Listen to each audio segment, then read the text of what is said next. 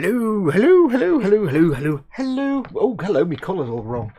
Oh, welcome everyone. Give me 2 moments. My colour's gone a bit funky. Hang on. That's not right. Hang on.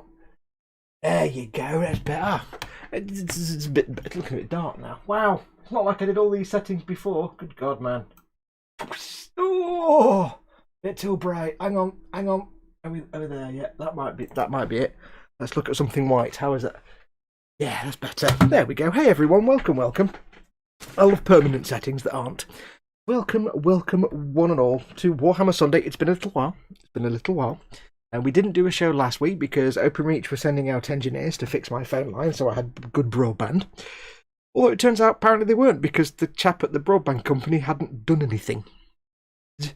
Thanks. So I phoned him today, and the guy's like, "Oh yeah, my colleague it seems to have done basically bollock all, so I'll do it again for you." So I didn't do a stream last week because I was waiting for the engineers to turn up and phone me up and do things. Anyway, yes, got them coming on Wednesday now. So today at the moment, broadband seems to be working. It does seem to fall over when there's wind, which makes me think it's the overhead aerial cables that's the problem. So it could fall over at any moment. I'm currently running at about 7 megabits upload, which seems to be alright. I've not got any warnings for dropped frames. So yesterday was a bit chippy choppy because I was trying to stream and I was getting dropped frames. I was on 1 megabit per second upload. Yeah, and I was trying to upload stream 1080p content. Yeah, good luck with that. So yeah, so we might be alright for today. We'll see how it goes. If it falls over, I won't restart it. There's no point. If the broadband falls over, we'll just call it quits, but hopefully it will. Anyway, welcome. It's Warhammer Sunday. It's that time of the week when I crack on with either my own personal army, the Unending forces of the Holy Contrivance, or I continue building all my Warhammer Conquest stuff. And that's what I'm doing. I've been doing it for the last few months. I'm building through all the Warhammer Conquest stuff. If you don't know what that is, it's an 80-issue part work where you build up an Imperial Space Marine army and a Death Guard army. And at the moment, I'm working my way through all the models to get them all built, and then I'm going to go back and paint them all and do proper painting videos of all the painting. I've painted some of them a little bit, but I'm going to strip those back and start again because I was following the magazines and it's not that great. So this week, we are going to crack on with, if you remember, a little while ago, we were doing issue 56, which was some Space Marine reinforcements, and we got those built. And then after those Space Marine reinforcements, we had, of course, more Space Marine reinforcements. That was the next one after, was it 56? Obviously then was 59. Now we've done them, and I forgot we'd done them. I finished all them. So this week we are going to start on some Death Guard reinforcements, which means a Plurg Maroon and more Poxwalkers. Okay. So we've got lots and lots of dudes to do today, as you can tell by all these little bases. This is for the Plague Marine, and this is for all the little individual Poxwalkers. So we're going to be cracking on with that. Now, Poxwalkers don't take too long to do, so I might get more than one done today. Yeah. But anyway, hello everyone. Welcome. As always, a quick shout out to all the people that make this channel possible. First and foremost, my beautiful patrons, my supporters on my Patreon page, patreon.com/modelmakingguru. They pay my wages, they keep the lights on, pay to keep food on my table. They make all this possible. So a big thank you to all my patrons on there. If you want to help this channel out directly, you can do. Patreon.com/modelmakingguru. Also to my 2 sponsors and affiliate companies. I've got Goblin Gaming. The addresses for all of these are in the description below the video, by the way. Goblin Gaming, your one-stop shop. Wait. Coffee. I'm out of practice now. Your one-stop shop for all your tabletop and model making needs. I think I can't remember if they're back open for taking orders now. I don't know. They were closed for obviously because of Chocolate Velociraptor 19 Pandemonium. But I think they might be open now. I'm not sure. Go and check them out anyway. 20% off Games Workshop, Malifaux, Conflict 47, and massive savings on everything else. So if you love your tabletop models or even just the stuff to play the games, go and check them out. And also, of course, emodels.co.uk, your one-stop shop for all your model making needs, your traditional model making. They are open and taking orders, so get your orders in. All the links for those guys below in the description, in the text below this video. Massive thanks to all of those. But yes, let's have a quick look at chat. As I say, this is a show for you. As always, it's one of my streams. I've got the chat in front of me. So if you're watching this and you want to join in, You're more than welcome to. If you click on the YouTube icon at the bottom right of the video player, it'll take you to the YouTube page where you can see the live chat. You've got the chat here. That's not the live. That's just a feed of the chat, and that falls over regularly. Thanks to Elgato. But yeah, if you want to join the live chat, I've got the chat here in front of me. Do join in. And if you're watching on YouTube and you're not in the live chat, you don't have to join in, but just pop in and say hello, because it's nice. The whole point of these streams is it's something for me to do. It gets me at the bench doing stuff, but it's also a place for you guys to hang out. Doesn't really matter what I'm doing here. It's more a chance for you guys to have a place to hang out, especially right now when we're all locked in our houses because the world is on fire. Most of us are, or some of us are. I'll quickly whiz through who we've got in. We have the first comment I've got, of course I don't see all of them, is David Sanderson. We've got Mark Burgess, who remembers the heady days of 28k dial-up. We have Dad, of course, is one of your lovely mods. Dad is in. Welcome, Dad. Hello, hello.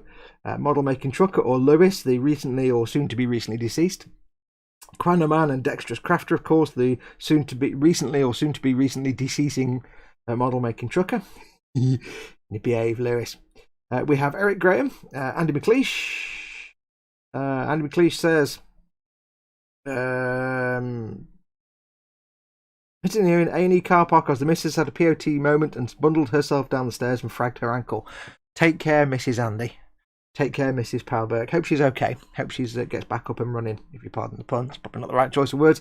Hope she's back up and about fairly quickly. But welcome and big hugs to Mrs. Andy. We have, who else? We've got David Sanderson's in, who says he ain't seen me. I've seen him. Chris at Gross Models is in. Of course, welcome, Chris, another one of your mods. You can tell the mods they've got the spanners and they can ban you. The spanners, the way to remember who's a mod, the spanners are the banners. And by banners, I mean that's Paul, basically. Your mods, of course, are lovely, fluffy little forest creatures, woodland creatures. They're big eyes and little fluffy bodies, and they're dead adorable, and they're really sweet. They make tiny little noises, but if you cross them, they'll eat you alive. So don't cross them. Let them be nice and fluffy. We have Cynical Steve is in. Welcome, Cynical Steve. Eric Graham is in. Welcome, Eric. Mordracker is in. Welcome to you, the Raging Modeler. I'm here. Behold my presence. Who else we got? Rich. Hang on. Hang on. I always get this wrong. Rich. Hang on, lads. I've got an idea. Vice says, Afternoon Fox and Co. Really need some spaces in that name. It trips him up every time. Where are we? Who else have we got? Speedy Curators in. Welcome, Spid, from the land of Scott. Tim L. Warm wishes to everyone and warm one to Fox. I have a warm one. I have a big warm one. Welcome, Tim L. We have, who else has come in since then? Model Making Sugars, I think, already got himself in trouble 3 times so far in chat. So well done. Edward Leonard, Rolux Illusion is in. Afternoon all. It says Rolux. I never know. By the way, if I say they a lot, it's because some of you, I don't know if you're a he or a she. So I just say you or dude or lot or they. Ian Thompson is in. We have Colin at Festa 67's Workshop. Hi folks, says Colin. Welcome, Col. Just fresh off the back of his stream with Dave this morning. Another one of your lovely fluffy mods. Where are we? Frankie Goes to Hobbywood is in. Welcome, Frankie. Lee Eagles as well. Who else? Anybody else come in since then? I think I'm up to date almost. Jamie Bowen is in. Welcome, Jamie. Andy McLeish says Power Burke and Squeeze Mo. So are you Power Burke or are you Squeeze Mo? And is Mrs. Andy the other one? If she's just fallen down the steps, I'd say she's Power Burke and you're Squeeze Mo. For the moment, it probably swaps. People are saying hello to Quinn Grabber or Graber. Hello, first time catching this live. Hello, Quinn. Welcome. You're more than welcome. Glad you could catch us. Glad you tuned in on a week when I'm actually streaming and not streaming. Colin isn't fluffy, he's perfectly smooth, says Paul at Team Inept. Paul's another one of your mods. Fester is Colin, of course. Colin is Fester. Yeah, your mods are all lovely, but Paul will ban you for any reason. So if you even speak to Paul, he'll just ban you. So don't cross your mods, but even more, don't cross Paul because he'll ban everybody. Paul would ban me from my own stream if he could. Right, I need to blow my nose already, and we've only just started. Like I said, I've got the chair in front of me. Guthorm is here, of course. Guthorm is always here. He's just out of shot because I've got the camera too low down. But Guthorm is there monitoring your chat.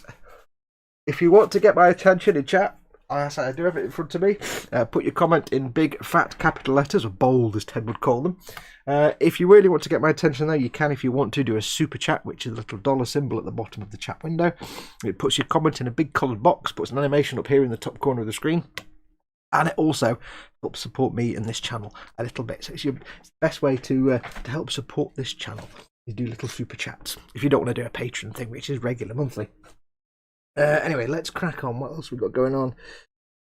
Obrigado, says Jose Rosendo. Welcome, Jose. Hi, folks. I'll be in soon. Just finishing my hair, says Dexterous. Are you making yourself look good just for my stream? Thank you very much. Yeah, because I'm worth it. You see what I did there? It's a makeup advert. I'm touching my feminine side. Yeah, shut up. I'm in touch with my feminine side. Right. I'm looking over here to check something. Yeah, volume's fine. Do let me know if audio and video is all fine. As always, I'm constantly futzing with them, so to get them right. Oh, shout out for Dad, by the way. Dad, I have a massive shout out for you. Because I have a large collection of Dad, you know, my Mac Mountain, Dad, scaly models of his pens that he sent me. And I only just realised yesterday, or the other day when I was filming, and I film using my iPhone, or an old iPhone. And of course, I use a camera app and there's buttons on the screen. So when I'm filming, it's in a mount like this, and I can't get my finger in to press the buttons on the screen. Let's have a look what we're doing. Yeah, so if I go to the camera app, you can see here, there's buttons on the screen when it's the right way up. And I've got to get into all these settings and things. And I suddenly realised that I was filming and I'm like struggling to get round the... Oh, it's the wrong camera. Hello. Oh no. I was struggling to get round the camera mount to get to these. And I realised Dad's pens have a squidgy nipple, if you pardon the end. They've got a squidgy nipple on the end, which is actually for capacitive screens. So Dad, massive thank you for that. I hadn't even realised or noticed that until I was like, hang on a minute, that bit on the end of that pen, is that a squidgy nipple thing? Whoa! Hello, what was that? That was Dad. Yeah, tis. Dad says, yeah, tis day do doodle. Did they? Tis day do. That doesn't even make any sense for Scouse, Dad. Tis day do doodle. Tis day do doodle. I don't get it. Did you do? Don't do duvets? Did you do duvets? Thank you very much, Dad. Very, very kind of you. That's a super chat. You can see in chat there, big coloured box. Doesn't come up in this little blue chat, unfortunately, but there you go. Dad, massive thank you very much. Very, very kind of you. Quanoman says, I think I'm going to have to stick to lurking because my vision has gone so blurred I can't see the letters on my keyboard. High as a flipping kite. Was it you, dude, that fell in the pond and broke your toe or something? Broke your ankle or foot or something? Because I know somebody did. I can't remember. I think it was you. Anyway, yeah, just stay relatively alive and conscious if you can. Always the best. Take care, dude. Stuart D. Hayes, the Manc Turner. I said tuner then. The Manc Turner. Afternoon all. New to the channel. Stuart D. Hayes, welcome. You're more than welcome. You're probably not too far away from me either, if you're a Manc. Jamie Bones. Oh dear. Wow. Wow, you just realised that. Tut, says Dad. Yeah, I don't know. I was like, oh look. I don't know why I hadn't noticed. I don't tend to look at the end of pens. Jamie Bones says Scouse doesn't make any sense anyway. Andy McLeish says Dido don't do duvets do, but not like bags do. I know we don't do them do. If you don't know what we're talking about, it's Scouse Mickey take. They don't do duvets though, do they though? Is they don't do duvets though, do they don't? No, they don't. They don't do duvets. Paul says, no, Fox, it was you who broke your foot in the garden. No, somebody fell in a pond. Somebody fell off a thing into a pond and broke their toe or their foot. I'm sure it was. If not, then why is Quanoman high on painkillers? I can't remember. Unfortunately, I do have to apologise. If anybody ever tells me something that's important about themselves, I will forget it within minutes because my memory is the worst. Tim Wilkinson is in. Good afternoon, gentleman, he says, to one of you, not to all of us. I think that's everybody. I think we're up to date with the chat there. There we go. I can vouch for that. Paul has banned me for no reason before, says Model Making Trucker. Paul always has a reason. It may not be a valid reason or a reason you agree with, but it's always a reason. That's always a reason. Now, you see, Jamie's getting in with his answer before Dad's even asked the question. Dad, you're slacking. You're slacking, Dad. I know you did your super chat, but it doesn't get you out doing the question. What's the question, Dad? What's the question? Jamie says, and he answers the question in advance. He says, hang on, I'll sort my dog tags out. He says, bench, Dragon 135th, Sherman, Firefly, belly, roast chicken, and all the trimmings later. Yes. I don't know what I'm having for dinner today. Mom Fox is resting up because she's got a sore foot at the moment. So she's snoozing, letting her foot rest. So I don't know what I'm having for dinner yet. Not decided. Something simple, I think. Quanaman says, I've dislocated my knee, ripped a tendon, and internal bleedings. Oh, that's not good. Yeah, just take the happy drugs and stay spaced. That's the only thing I can suggest, really. And then Dad finally asked the question, what's on your bench and what's in your belly? So what you're working on and what you're having for your dinner later on, or what have you had for your dinner. Now, Death Guard reinforcements. If you remember, hundreds of issues ago, back in issue 30-something, we were building some Death Guard and we had some parts left over. This is where some of them come back in now, because a lot of these Death Guard come from the Dark Imperium set where you got everything all in one place and they've spread these out. So we've got some leftover parts from some previous issues. We've got that one, that torso part there in a bonce, and we've got these bits. So we're going to use these now, but not all of them. We can build one of two variations.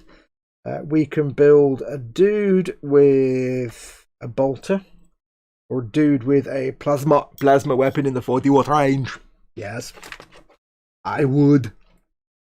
You came here in that thing? You're braver than I thought. There's a joke. Never mind. In joke. So I think what I will do is I will build the guy with the bolter and the sort of AK-47 style ammo clip. Looks a bit more meat-tacular than the bloke with the plasma rifle. Plasma weapon, gravity pistol, whatever it is. I don't know. So we'll do this guy. We'll do the top guy. So we need parts E6, which is that awesome. It's like a plasma pistol. It's like a bolt pistol. You can't really see that. Can I zoom in? It was restricting my zoom potential earlier. I am zoomed in all the way. Wow.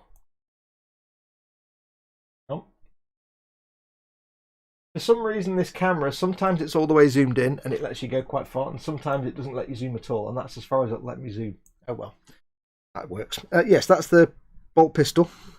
It's got this awesome little tiny chain blade, sort of Gears of War style chainsaw thing on the front. Almost ineffectual completely, but it looks kind of cool. So I think we'll do that one. Right, so we need E6, which is that. We need E5, which is that one. The head is that one.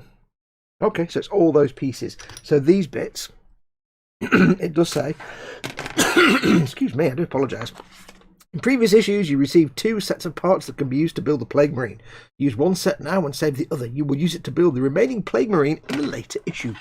So that is what we use now. And I guess this head here, and that chest part will be used later. So I'll put that to one side.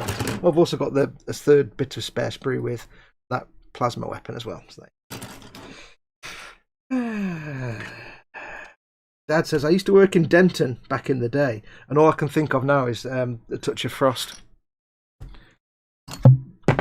Weird. It's weird setting a fictional story in a fictional town that has the name of a real town. It's kind of weird. Right, what we'll do is get the bits all ready. Let's get the parts removed. Gentlemen, remove your parts. Khajiit will cut parts of the sprue, but only if you ask nicely. I need to put my space helmet on so I can see. And I'll move these out of the way because I don't need to see them so much. So we need these. Now I've moved the camera around as always. I never keep the camera in the same place because that's boring. So doubtless it's in possibly the worst place ever. It usually ends up being in a really bad location. So do let me know. Well, there's not much I can do about it, and I'll say sorry, and then we'll move on. So as always, I'm getting me bits off the sprue with the big chunky Games Workshop nipperators. Does this look okay? Slightly zoomed in for you, by the way, because this is as far as the zoom can go, but I figure it gives you a bit more to look at rather than if I do it zoomed out. So I just can't zoom in very far, so I may as well leave it where it is. Let me know if it looks a bit crumpy. I can zoom back out a little bit, and you won't get quite as pixely finish. That's not the word. Right, now the satisfying bit, because this bit's now done. Yes, yes, yes, yes. Oh yes, oh yes, indeed. It's like yes, yes. Oh yes, there you go. I love doing that. Cut the sprue up into little bits before you throw it away, just because it's smaller than in the bin bag. Make sure there's nothing left on the sprue. Obs. Just make sure there's nothing left on those parts. No, we're good. Yes, there we go. That was like Deadly Premonition, wasn't it? Yes, yes, excellent. Yes, oh yes. If you've never played Deadly Premonition, you won't get that yet. Right, so we have E5. We've got D1 is what I need, and that's on her. D1 is her. This one's going to be a bit piebald, bit of a mongrel, because he's going to be two different colour plastics. Like I say, these are all basically from the, I think it's Dark Imperium set, so we've spread them out into different sprues. So I need D3 as well. D2, D3. So they've actually got them different sprues, and for some reason, these ones, these are all not Games Workshop sprues, basically. These are made by a company in Japan, I think, or China, who makes these for this part work for Hachette, but they're using the official moulds or copies of them. These ones came in grey plastic, and I assume that's because these, for some reason, were a proper Games Workshop sprues. I think some of the sprues, when they send them to you, were actual Games Workshop produced sprues made in Nottingham. I don't know whether it's because they couldn't get them manufactured overseas, or whether it's just they ran out and they had to quickly dip into the actual proper moulds. I'm assuming because basically when they make this thing, I suppose they didn't want to use the official mould in Nottingham because that takes chunks out of the production. Where's this backpack? D3. There it is. That's D3. There we go. So I assume they offloaded the manufacturing just for this part work to the third-party company, just so it would save suddenly having to run off 1 billion sprues on Games Workshop's factory line and taking up their resources, which makes sense. They are very good moulds. The plastic's a bit weird, but it works. D2 is that.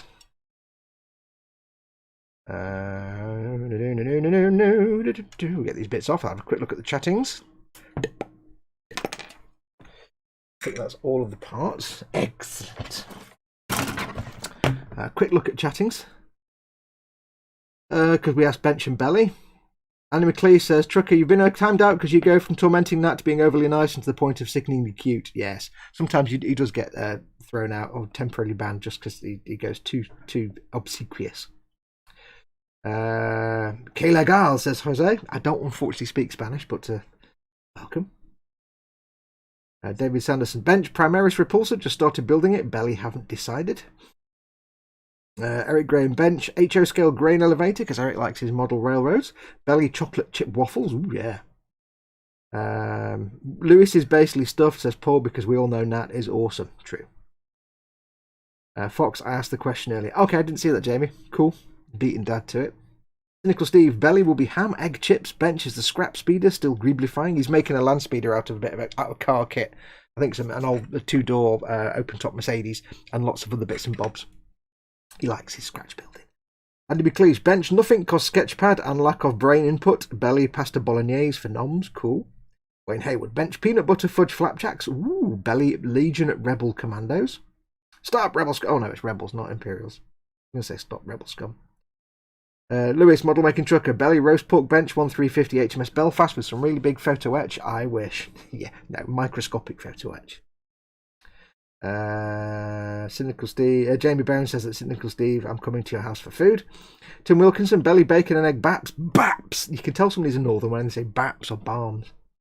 Bench, AMT Scout Trooper. Wow, that's old. That is old. Wow, that's an old kit, that. I bet there's a few challenges with that build. I remember being a wee shaver of a lad in the late 80s, being like, 3 foot tall, going into my local toy and hobby shop and looking at all the model kits there when it was all Airfix and Revell and AMT and stuff, and seeing that kit of I assume it's the same kit still, the kit of the AMT Scout Troop. Oh, going back there. Let us know in the boom how that cracks on, because that's an old kit and get a lot of cleanup issues on that. Rich Vice, Bench, still working on the running Intercessors Carcharodons. I still never know how to pronounce that. I think it's Carcharodons. Even though Games Workshop have just beaten me to it. Belly, pure caffeine at the moment. By the way, I haven't really read up anything about the new announcements on 9th edition. Because I haven't even played the game, so I haven't had time to look at all that stuff, so I don't know anything about it. So feel free to talk about it. It's just I'm not really going to talk about it much in this, because my Warhammer TV is just making Warhammer and painting Warhammer. I don't really talk about the game because I've never played it. I will do one day. I do want to. I just can't at the moment. So I started deciding I wanted to play Warhammer at the end of 7th edition. Now we're just getting into 9th edition and I still haven't played a game yet.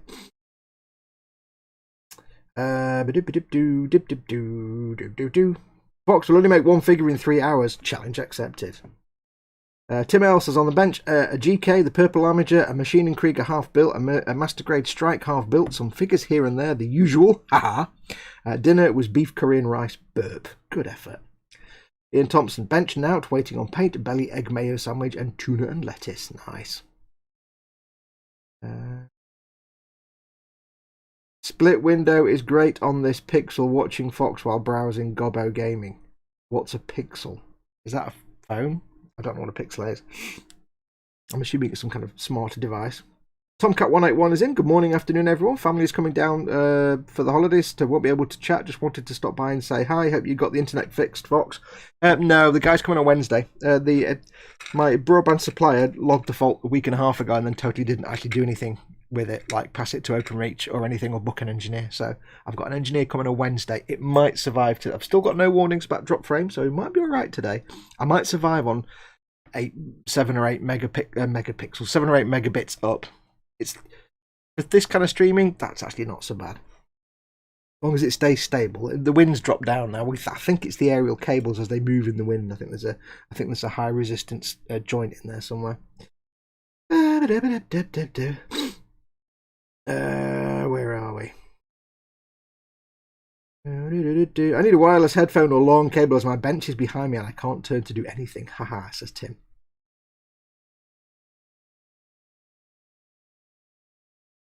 Bench, ton of stuff, A10, Thunderbolt, Ragnar, Black Mane, a Ford Bronco, an HO fishing boat customization, belly, says Paul, and mince and veggies in a giant Yorkshire pudding later. Oh yeah.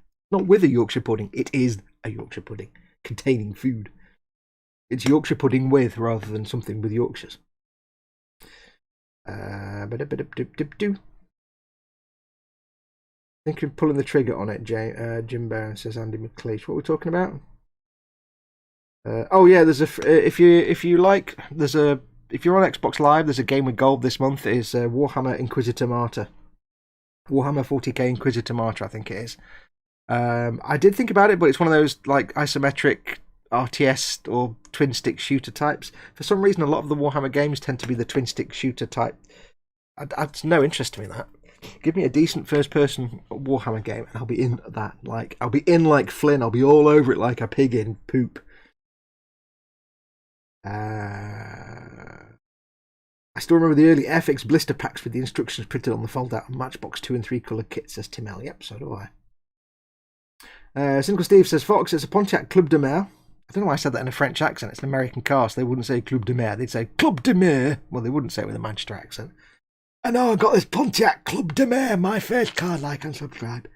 An ancient Revell kit off the eBays that was started and very, very cheap that I'm abusing my own particular way. Yep. Not a dungeon crawler. No, it's a dungeon crawler type RPG action game. Yeah, it's kind of a isometric 3/4 view. It's not nothing that I like. Don't like that.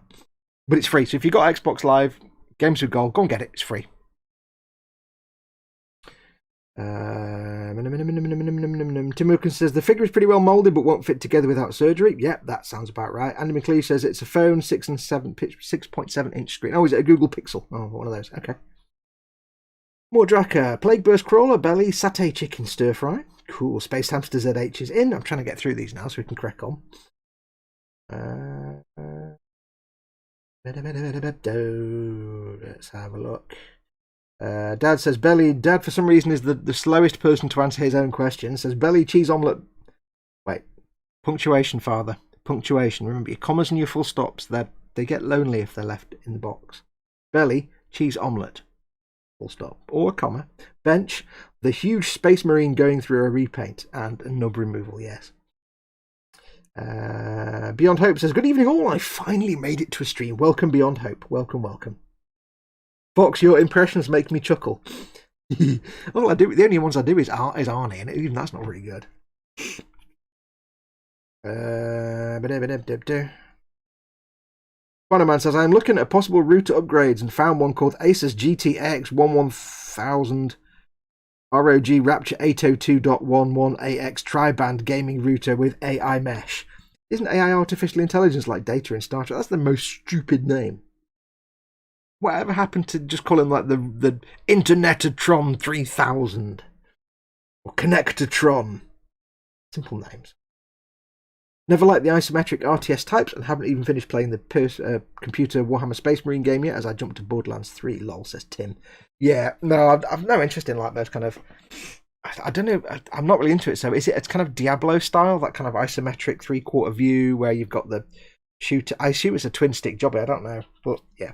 No, give me a proper first person Warhammer game that I can play on my Xbox One X, because I can't play the one that came out on 360 because it's not backwards compatible for some dumbass reason. Dexterous Crafter is in. It says afternoon everyone, but I don't know why, because she's been in for ages, I'm sure. Oh no, it's Lewis saying I've confiscated Nat's phone. Oh dear, here we go. Nim's in. Hey Nim. Morning, says Nim, just woke up. Good morning, Nim. Eat all the snacks now. Now you're awake, it's time to eat all the snack foods. Let's do... I've not got my lights on. That's why it was dark. Oh, right, now I need to adjust me. Oh, hang on. Everything's gone wrong now. There we go. I wonder what... That's why the colour was wrong, because I've got half my lights not on. Fox, you're an idiot. God damn it, Fox. My first lighting video live stream. Please like and subscribe. Thank you very much. Sometimes I'm just thick as they come, I really am. I have my special moments. And when I say sometimes, I mean usually when I'm awake or when I'm conscious or unconscious is one of my thick moments. Right, so let's get all these bits cleaned up and we'll get at least one dude built today. Jamie. Yeah.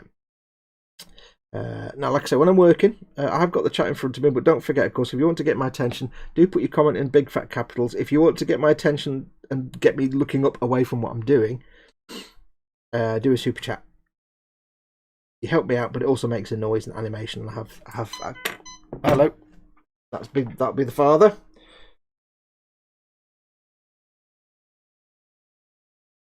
Oh. Dad says Emma was just subscribed. Thank you very much, Emma was. I didn't get a notification for that. Thank you very much. Sometimes I get a notification when it does that, and sometimes I don't. So, massive thank you for subscriber-dating. Right, let's get these nubulations removed. Nubulations. So, how is everyone? I hope you're all well. I am doing fine and dandy. Although I'm regretting, I put the heating on this morning because it's really cold and now I'm actually a bit hot and sweaty and I can't open the window because neighbours, lawnmowers, drills, Sunday, they have to get out all the power tools because of course they do. They could buy the house, they could get the house renovated completely and they'd still be doing DIY. Anyway, yeah, so I'm fine. Like I said, Mama Fox is snoozing at the moment because she's got a poorly foot. Hopefully she'll be back up and about fairly quickly. Trying to think what's been going on. Any news from me? If you didn't see the stream yesterday, episode 2 of the Millennium Falcon build is up. It's up for patrons. It's up in early access on my Patreon page for patrons. And what that means is it's advert free for Patreon supporters, $5 plus. Patrons, it's up advert free.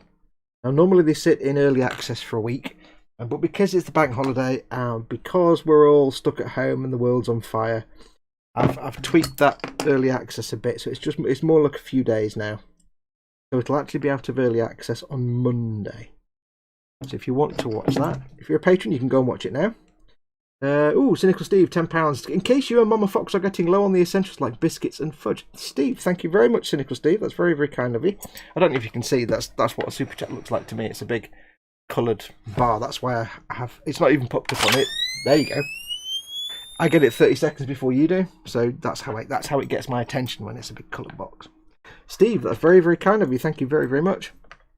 We are running a little bit low on rice goods, but we have got like all the gnocchi in the world, so we're not going to starve to death. We are running low on a few bits. Bless her, Mama Fox. Love Mama Fox to bits. She sometimes doesn't read all the words on Amazon. Yeah, which is how we end up with like. We currently have a box in the hallway by the front door that is about half as tall as me. It's about 3.5, 4 foot. Well, about 3.5 foot tall, and it's about the same width, and it contains like about 50 kitchen rolls. She orders, like, oh, I'll get some kitchen rolls off Amazon. Yeah, she didn't read it was like a box of 34 kitchen rolls. Wow, that's going to last us for months because we have one kitchen roll left. It's like, what? Yeah, bless her. She does like to order stuff, and she tends to order many things. Sometimes she doesn't read the numbers. Yeah, like she ordered some ready salted crisps, and it's like 300 packets. So we've been working our way through ready salted crisps for like the last month. It's just like she ordered some chocolate limes. She ordered herself like a little pack of chocolate limes because she likes chocolate limes. There's like 1,000 of them. We've got a fruit bowl that's like about 2 foot across and about 1 foot deep. It's like a big fat fruit bowl, salad bowl. It's full to the brim, and she's been working her way through that for the last month because I don't like chocolate limes. But bless her, it can be quite funny. Big box turns up. What have you ordered now? Good God. I need another container device, don't I? Let me get my awesome Coca-Cola tin. It's a 2-part device now, you see, so it's much more efficient. Being German, of course, is much more efficient. There we go. Hier drucken? Ja. Gotta love Mama Fox, says Andy McLeish. Fox working on an arm about the same amount of time for Nat getting her hair done. Eric Graham, thank you very much. You can use the boxes to make a fort. I could do. We've actually got, because we can't go to the local tip, what we tend to do is we do get a lot of stuff through Amazon. Mama Fox a lot of stuff because we can't go anywhere, of course. I can't leave the house because Mama Fox we're self-isolating because Mama Fox is at risk. So we can't go anywhere. I can't leave the house really. So I can't go and do shopping. So we're depending on Amazon and things like that for our shopping and stuff and supplies. The back end of our living room, it really is like a cardboard box fort. There's hundreds of them, and we've had a few Morrison's deliveries, the Morrison's box deliveries, and they're really big boxes. So, and we can't get everything in the cardboard bin because the cardboard bin, which you need to put out tonight, only gets emptied every couple of weeks, and that gets filled up. The cardboard bin's currently full, and we've got like 1 billion boxes all full, not squished down or anything, at the back of the living room. So. It's like a fort at the back of the living room. Like, did you want to go in the garden through the French window at the back? Because that's not happening anytime soon. Oh, so yeah. Because normally we just pile up some boxes, and what we'll tend to do is my normal routine is that, of course, I build models and sell them. That's how I partially make my living doing this. I get my patrons that support me. I get income from Google for things like YouTube and stuff. I get a little bit from Amazon, from my Amazon stores. But I also build and paint and then sell models. And I haven't done it for a while, and I haven't been able to do it for like the last 6 to 8 months. Hello, what's this? You're working off camera, am I? Was I? Where was I? Whoa, I should be there. There's the centre point, you see. What was I talking about? Thanks, Dad, by the way. I forgot what I was talking about now. I've got no idea what I was talking about. Never mind. It was probably boring. What was I talking about? Literally, I've absolutely literally forgotten just exactly what I was talking about just then. Wow.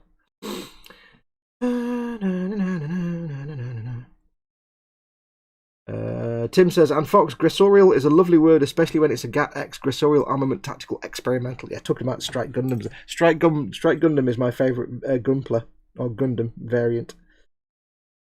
Or rather, the Strike and its variants. So things like the Strike... and the what do you call it? The Buster Gundam. I do like the Strikemons, Pokemon. No, not Pokemon. What am I talking about? Rubbish. What was I talking about? Nim says, since I probably missed the question, bench 100 scale Verkar ball, and attempting to make a dad's device for myself. Oh, heresy. Don't tell Dad that. He'll just... Oh. Don't tell Dad you're stealing his intellectual property on the internet. Don't tell him that. And Belly, I have no idea yet.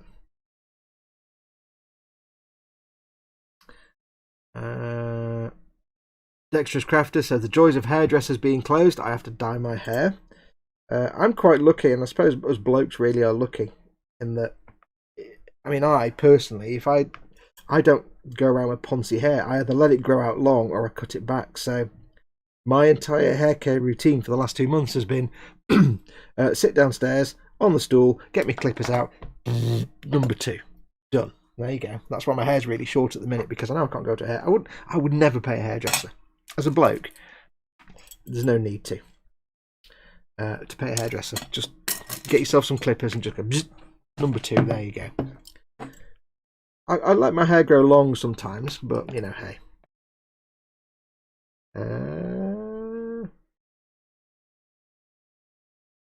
I don't know what's going on, but I think Lewis, for some reason, didn't use his punctuation in his finger words, and made it sound like he was asking Andy to make him a brew.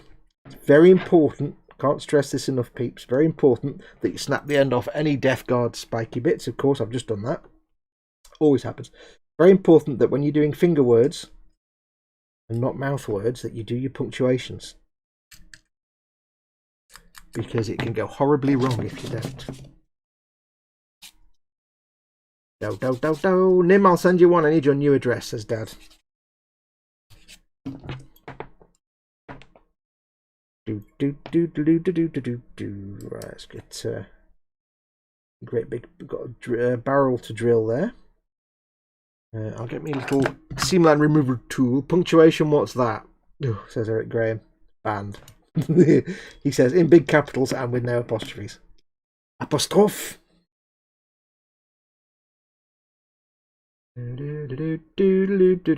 She has always viewed my hobbies with disdain, but her indoors just caught me swooshing the speeder. My insistence that I was just checking the lines were symmetrical were met with snorts of derision.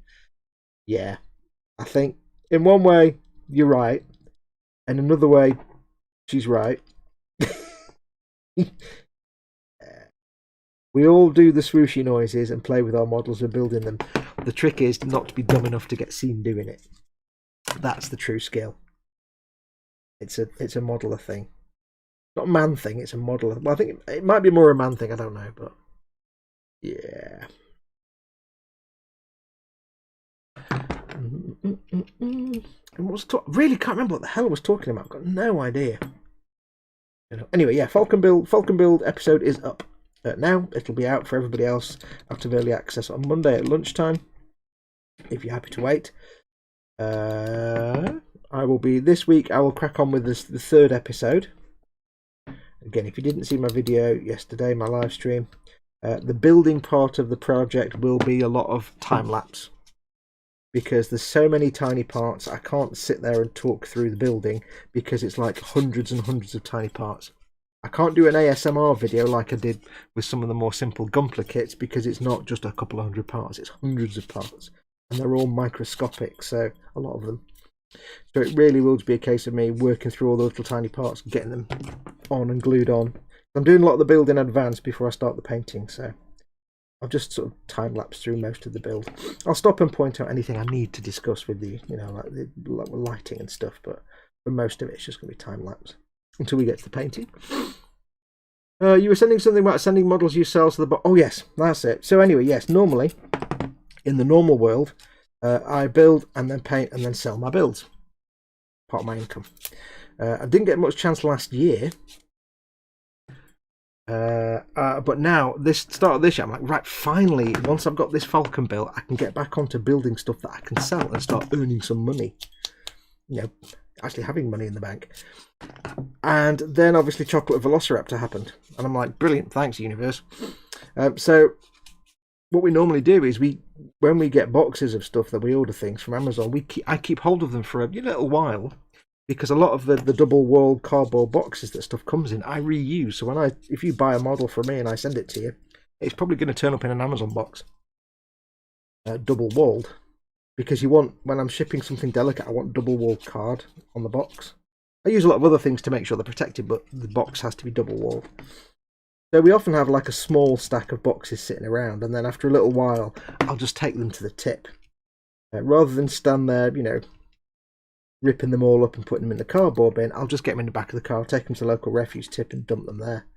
But of course, you can't do that at the minute, because that involves going out into the outside world, which I can't do. So they're just kind of piling up. And as we get a chance, we're emptying the recycling bin every couple of weeks when they collect it and getting new card in there and it gets filled up. So yeah, it's kind of fun times at the minute. Fun times. That was not an exciting story to have to wait all that time for. So basically, yes, we've got an enormous fort of cardboard boxes at the back of the living room, which is getting a bit ridiculous. Some of it's essential, some of it's just Mama Fox buying silly things on the internets. Hey, I'm not going to stop her. She enjoys it. I'm not going to stop her buying stuff. It makes her happy. It makes her happy. Right, there we go. I want to open my window now, but I can't because I have to move the camera, and that just all kinds of nonsense will then occur. It's really warm in here now.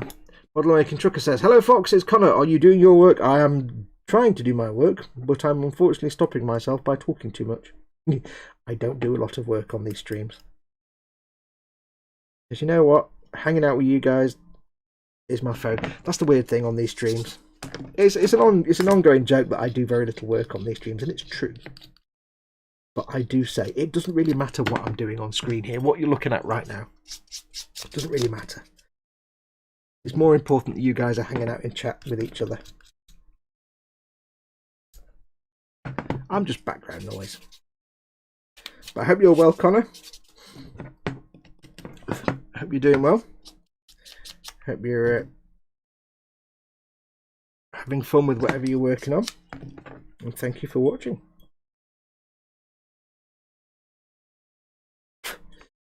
There's a little sort of gap in his cloak, or there's cloth, but I think it's supposed to be there. I thought I gouged it with the knife, but there's like a little chunk taken out of it. That's all right. What was I going to say? Start making models for dioramas. Start making dioramas for the models using the cardboard as a base material. Nah, I've tried that. It absorbs all the moisture and then warps. It's no use at all. I prefer like wood and plastic card, ideally. I don't really do dioramas anyway, because one of the reasons I don't do dioramas, yeah, try shipping a diorama. It's not good. It's not a good thing to, yeah. Very rare that I will do a bill with a diorama because I just can't ship it anywhere. I've got the one, the big Cesabe, the Shanghai Dragon Cesabe, that has a very simple diorama that's just basically a picture frame with a plastic base, plastic thick, not plastic card, but it's like thick, like for sale board, with some plastic card details stuck on it, and it's painted some tufts, but it's not very sticky up three-dimensional because I can't ship that. Because what I tend to do, and that's a question I get asked a lot, is how do I, because people that build models and want to sell them, they do ask me often, how do you ship these damn things? Because you don't want it to get to where it's going, which could be anywhere in the world, and it's all knackered and broken. And it depends what you built. So I always take into account whatever I'm building, how the hell am I going to ship that? So like, master grade gunpla and stuff, I can build them in a preset pose, but I make sure the arms and legs are removable so I can disassemble them a little bit. Makes for smaller packing. You don't want to send a massive box because it costs the customer more, and costs the buyer more in shipping. So what I'll tend to do is I'll keep it simple. I'll try and stick to things that I know can fit in a box. I use like plastic storage crates, big tough ones. I get the model in there with bubble wrap and loads of other packing and filling to keep it in place, and then I put it in a double-walled cardboard box which also has bubble around it, and that kind of keeps it protected. But I've got to be able to fit these things into one of the various off-the-shelf sizes of plastic storage crates. The storage crate is just purely because it's a firm, rigid box and it gives it some strength. So if I did a like George's Cesabe, if I did that with a great big diorama with walls and stuff and I'd have to have a big storage crate box just for the diorama, and then a big storage crate box for the Gumpler. And I've got some other stuff to send him. He would be paying like hundreds of dollars in shipping for the, and I didn't want that. It was a gift anyway. So, but if that's, you know, that's the thing you have to take account when you're doing builds that you're going to sell. You have to take account, how the hell am I going to ship that? Because if you do a model, you know, you might build a model and sell it for 300 quid. But if it's a really big model, it might cost you that in shipping. When I did my Millennium Falcon, my Fine Molds Millennium Falcon commission many years ago now, I did a commission. And I charged a very large amount of money for the build itself. Significant amount of money. But because it was such, at that point it was a rare model, it still is, by that point it was a rare model, it was out of production. I could not afford for that model to get damaged in transit, because the man was spending a lot of money, and to replace it would just negate all the money he'd spent on the model. He paid me a lot of money for it, and if I had to go and then suddenly find the kit again, if it got damaged in transit, and replace it, it'd be months of work for no income. So we actually built a wooden shipping crate for that. We actually built a wooden box, and then put it in card box, and didn't declare it as a crate, so we didn't have to pay quite as much shipping. Didn't get discovered. It was a bit ropey to do that, but it didn't get sussed. But yeah, so you've got to take into account when you're selling stuff, how big is it going to be, and how am I going to ship it. So I'd never do like a boat build, or, well, I would do them, but I'll never sell like boats and ships and things like that, because if you do like a model of a tall ship, you're going to have to go to a company that makes shipping crates and say, please, can you make a crate for this, because it's fiddly as anything and it needs not to be destroyed in transit. And trust me, I looked into it. You're looking at hundreds and hundreds of pounds for shipping crate. Even for small but delicate models, you could be looking at hundreds of quid just for a custom made crate. So yeah, use what's cheap and works. Right, that's all the mold lines off him. What I'm going to do, I'm going to just go away from the desk for a minute, because I need to go and turn the heating off, because it's really warm. So give me 2 seconds. I'll put you on the back in a minute screen, and I'll be back in a minute, funnily enough. 1 second.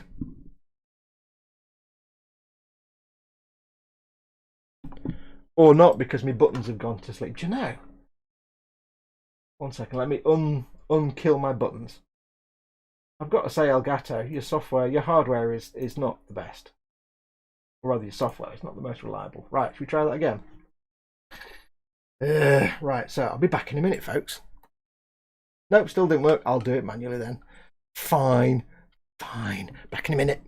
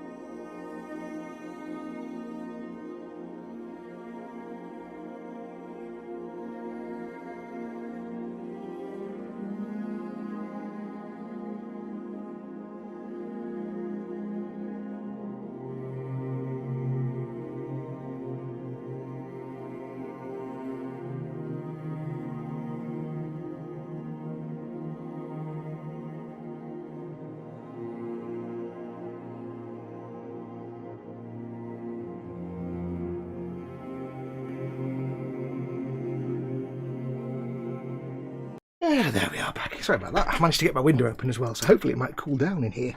It started off really cold this morning, like cold and miserable. Yesterday's been like autumn. But now, as soon as I turned everything on and started doing the stream, it became really hot. Right. Doodle-doo. Where are we? More fun listening to him run out of the room and then running back again, hopefully with banging into something on the way. I think I muted the microphone, didn't I? Yes. And I've forgotten what we're talking about, so that's all gone now, that conversation. So how is everyone? I hope you're all well. Where is everyone today? This always gets the lurkers out of the chat. Where are you all today? Where are you all? I'm of course in Cheshire. Cheshire.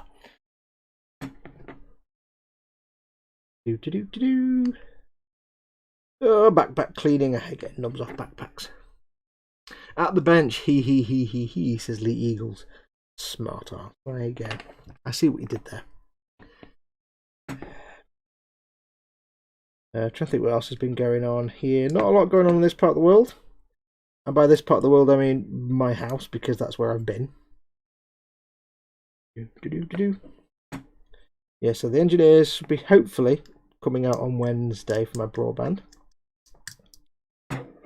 Hopefully we'll get everything back up and running. My speeds were really, really low, and the first thing I thought was I do have an Ethernet gigabit switch that I route everything through, and I thought perhaps because it was 9 years old, that was probably on its last legs, and it was, because I swapped it out, got a new one, and then my speeds doubled. I'm like, yes, that was half of the problem, but I still wasn't getting what I'm supposed to get. I'm supposed to get up to 50. Well, I'm supposed to get up to 75 megabits per second. Supposed to, and I was at the start, and then it went down. But now the provider has a thing that says if you don't get at least 53 on their unlimited fibre package, they'll let you leave the contract at any time with no penalty, which is fair enough.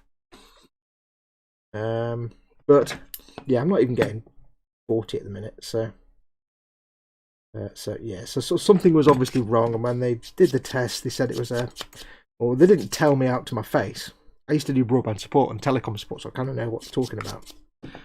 But I don't always tell them that. I like to see what they're going to say and let them trap themselves.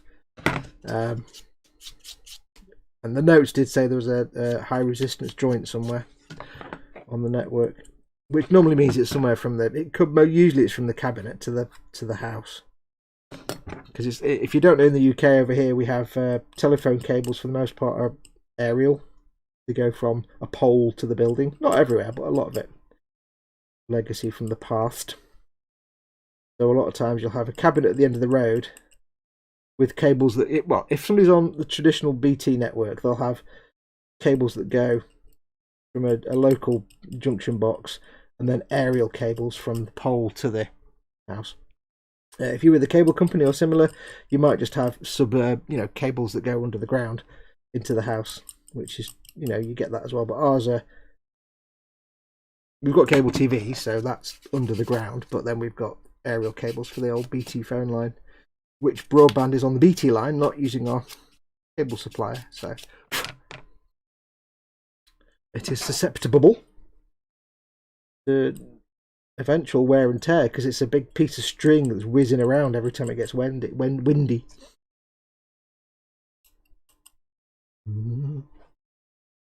Hopefully I'm in shot, yes. But so anyway, yes, it was slow anyway, and then the last couple of days, with yesterday's stream, noticed it was windy as hell outside, and of course my upload speed was down to a meg, and I'm like, yeah, that's why my stream was a bit choppy yesterday. And I suddenly realised, yeah, that's where the damage is going to be on the line. It's going to be between the cabinet at the end of the road and the cable that comes into the roof, basically. That aerial cable, there's a problem there. Hopefully he'll come out on Wednesday and sort it out.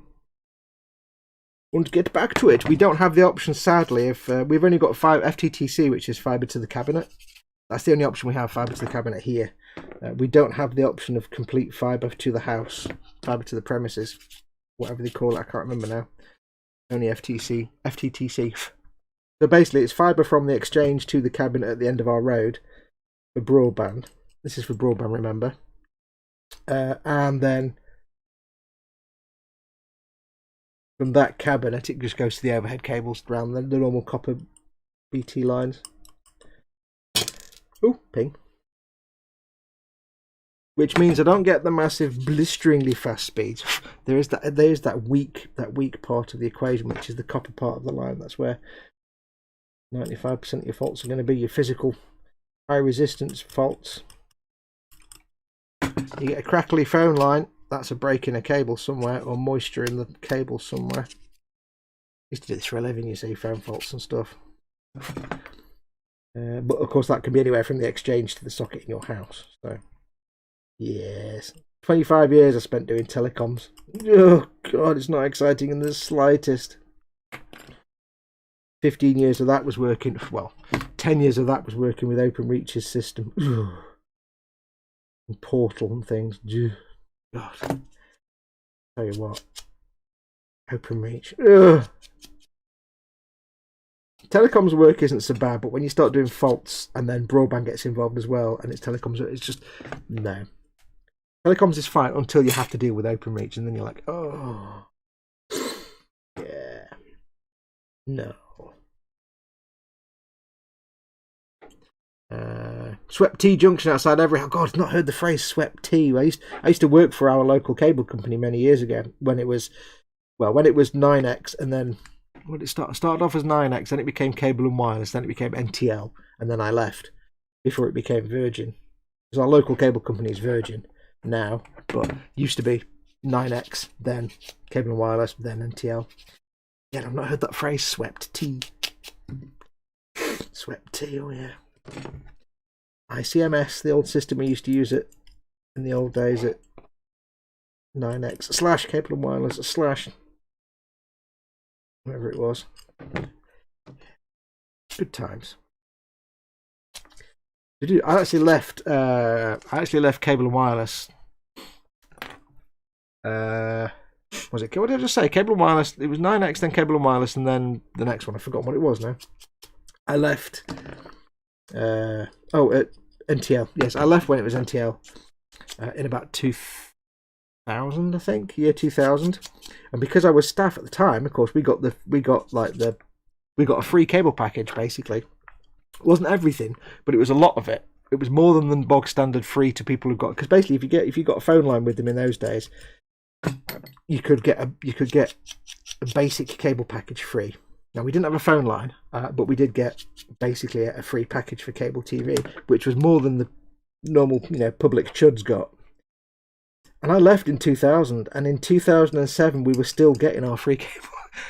I of course didn't even begin to bother calling them to tell them, I left 7 years ago. I must have slipped my mind. In the end, though, it got killed off, and we just dropped down to the bog standard free service. Because I also had a phone line from them, you see, which I've still got, but I don't use. So, yeah, 7 years of free cable. I wasn't going to say anything. I mean, I'm all for honesty, but come on, you're not gonna say anything. NTL says Dad. Yep, I used to work for them. Do. Only 14 likes. Come on, folks. If you like it, like it. Thank you, says Dad. Thank you very much. We've got 51 people watching. A lot of people don't know this, but if you're watching a video, it doesn't have to be one of my videos, but anybody's video. If you're watching content from a creator that you enjoy their content, then every time you watch one of their videos, be it a live stream or a pre-record, whatever it is, always hit that like icon. And do it for every time they put a video out, every time you watch one of their videos. Because what you may not know is, if you're not a YouTuber, every time you hit that thumb up icon, it helps their video in the YouTube listings, search listings. So if I do a video with the tag Blebulon and somebody searches for Blebulon, my video will come up in their search. If there's a billion videos with the search term with the tag Blebulon, of course, then and mine's only got like 1 thumb up and 10 views, it's not going to be high in the search windows, in the search results. So they do use things like thumbs up and stuff. And it does help your favourite channel. So whenever you're watching content from one of your favourite creators, always hit that thumbs up. It really helps that channel to grow, because it gets them in the search results, and then more people see that content, and more people subscribing. And it also means if you value the content, it means more people get to see that content. So do hit that thumbs up. Thanks, Dad. Freezing in isolated Queensland. Oh look, is that snow, says Mordraka. Really? Good God. It's supposed to be June. It's literally almost June here, and we've got the heating on. Something happened. Yusuf Alia Halima has just subscribed. Thank you very much, Yusuf. That's very kind of you. Welcome to the channel. Don't know if you're watching now, but if you are, welcome. If you're not, then welcome anyway. I hope I got your name right, Aya Halima. It only popped up briefly on the screen. I didn't have a chance to read it properly. For some reason, it doesn't always tell me when there's a subscription, which is a bit of a pain. When I was doing electrical design, says Candygram, engineering, our term for unexplained bad behaviour of an electronic device was that it had digital leprosy. Oh, yeah. Andy McLeish says fibre to the premises, or FTTP, is only available in like 15% of the total UK. I really can't wait. I think Chris has got that. Chris at Grace Model, he's got FTTP, fibre to the premises, and he's got like 1 billion gig connection speed. Gimp. So jealous. Cynical Steve, I'm keeping stum as I work for OpenReach and cannot say anything that brings the company into disrepute. I don't have anything against the guys that, OpenReach engineers. Nothing like that. I know a few OpenReach engineers, and they're all awesome blokes. It's the organisation. It's that bloody call centre in India somewhere that you had to call every time you needed to discuss a fault. All of it just they might have changed it. I mean, it's been about 5 or 6. Well, God no, it's been about 6 or 7 years. They might not even have Portal anymore. And I don't even know now. So yes, I'm sure it's got better since then. It was never fun. I never enjoyed my time on faults. There's 2 reasons, because I used to do every telecom job I've done was, after leaving NTL / Cable and Wireless / whoever, after I left them, every telecoms job from then was business to business. So it was telecoms to shops and premises. It wasn't telecoms to Bob Smith's home. And pretty much every single customer I ever had to deal with was a complete chud. Just like.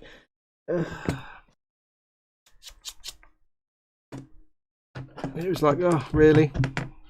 I don't think I ever had a customer who was even I had a small number of customers who were probably reasonably intelligent, and that was it.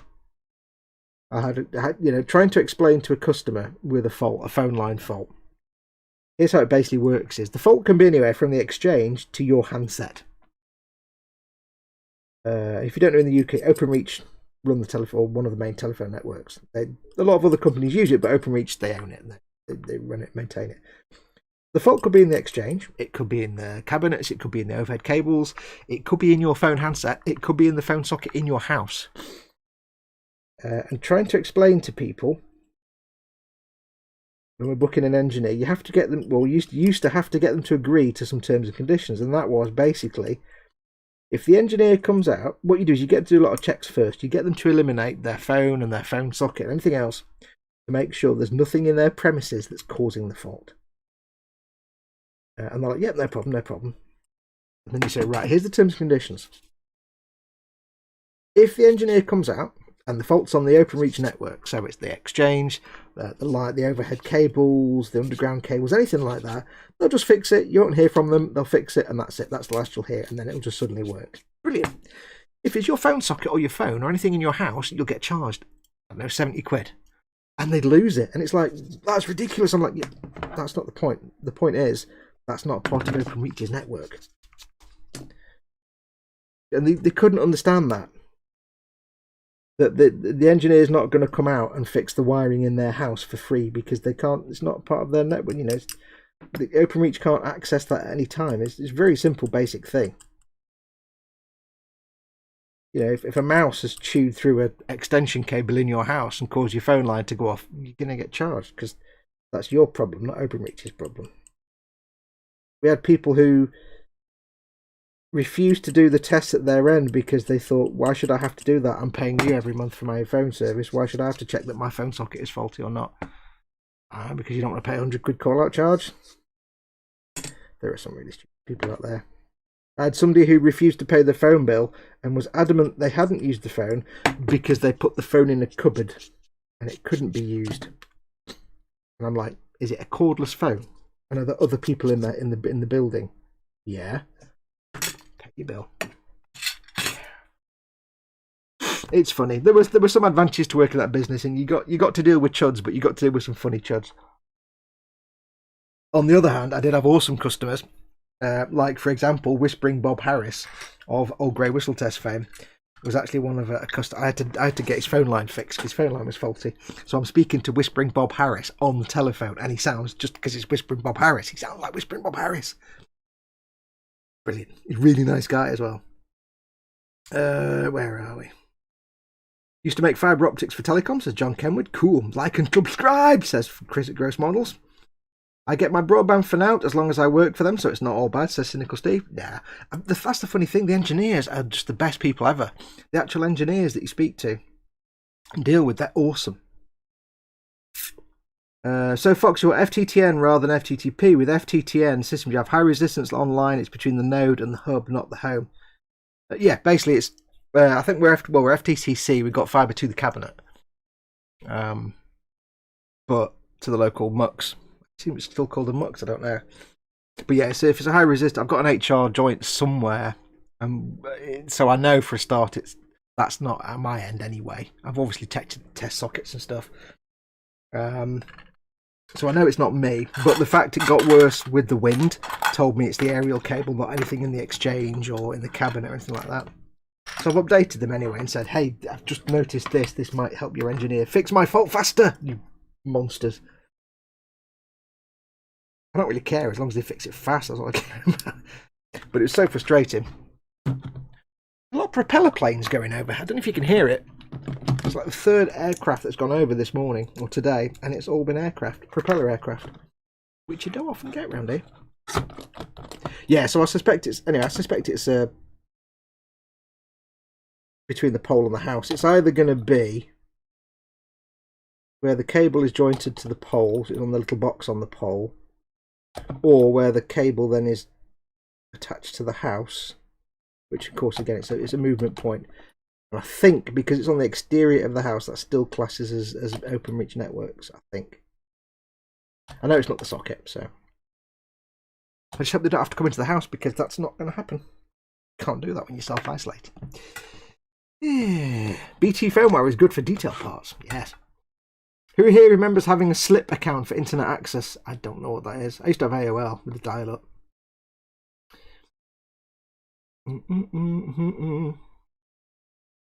I've been doing tech support since 1997, says Dan. I'm so deeply burned out from talking to self-entitled idiots. Exactly.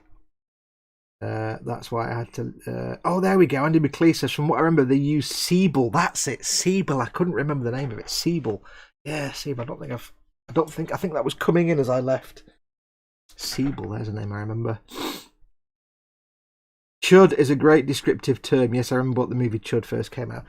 Yeah, no, I love the word chud. It's a word I picked up from listening to the Tested podcast back in the day when it was Will and Norm, and actually good. And not, before Will left. Because when Will left, it just became kind of pants. Right, we've got to glue on the head, arms, and backpack. So that's going to go on there. Oh, got to drill the barrel out. What am I doing? What are you doing? Blitz over Trafford, says David Sanderson. It's entirely possible. Let's get it mounted onto base first. For this, I'm going to use the Tamiya Fat Glue. Yeah, chud is Will used to use the word chud all the time for, to mean morons. And I love that word chud. So if someone's a chud, they're just, thick and a moron. What a complete chud.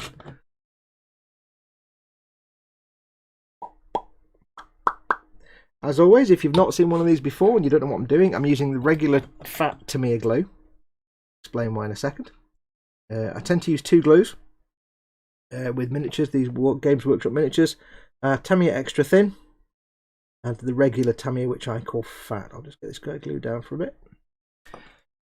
Just because I know I've got some new viewers today. Tamiya extra thin and regular cement. You can use others, but I use these two. This is like water, and it goes into all the little gaps. It capillary reactions in, and it melts the plastic together and welds it together to make a super strong bond, and it does it very quickly. This stuff is the same, but it's very thick and gloopy and viscous. And the reason I use this when I do things like feet or arms where there's no... Oh, I think we've just had a delivery. I'll go and check it in a second. Where there's no actual joint, I'll use this because it's viscous, it's got a bit of surface tension, it grips things and helps them stay in place. So things like load bearing, things like arms and legs, I'll tend to use this first. And then, like I'm about to do now, quickly quickly run some along the feet. Because this is thin like water, it will suck underneath, suck into that gap, into the foot, and start doing its magic. And because I use that regular Tamiya cement first, the white stuff, it's racist, because I use this stuff first, it means I can pick him up and do that. If I'd used extra thin, he'd fall off. Right, I'm just going to mute the microphone. Something just came through the front door. It might be a package. Chris at Gross Model says, open your delivery. Ah, okay. I was about to ask, is this something I need to know about? I'm going to mute the microphone. 1 second.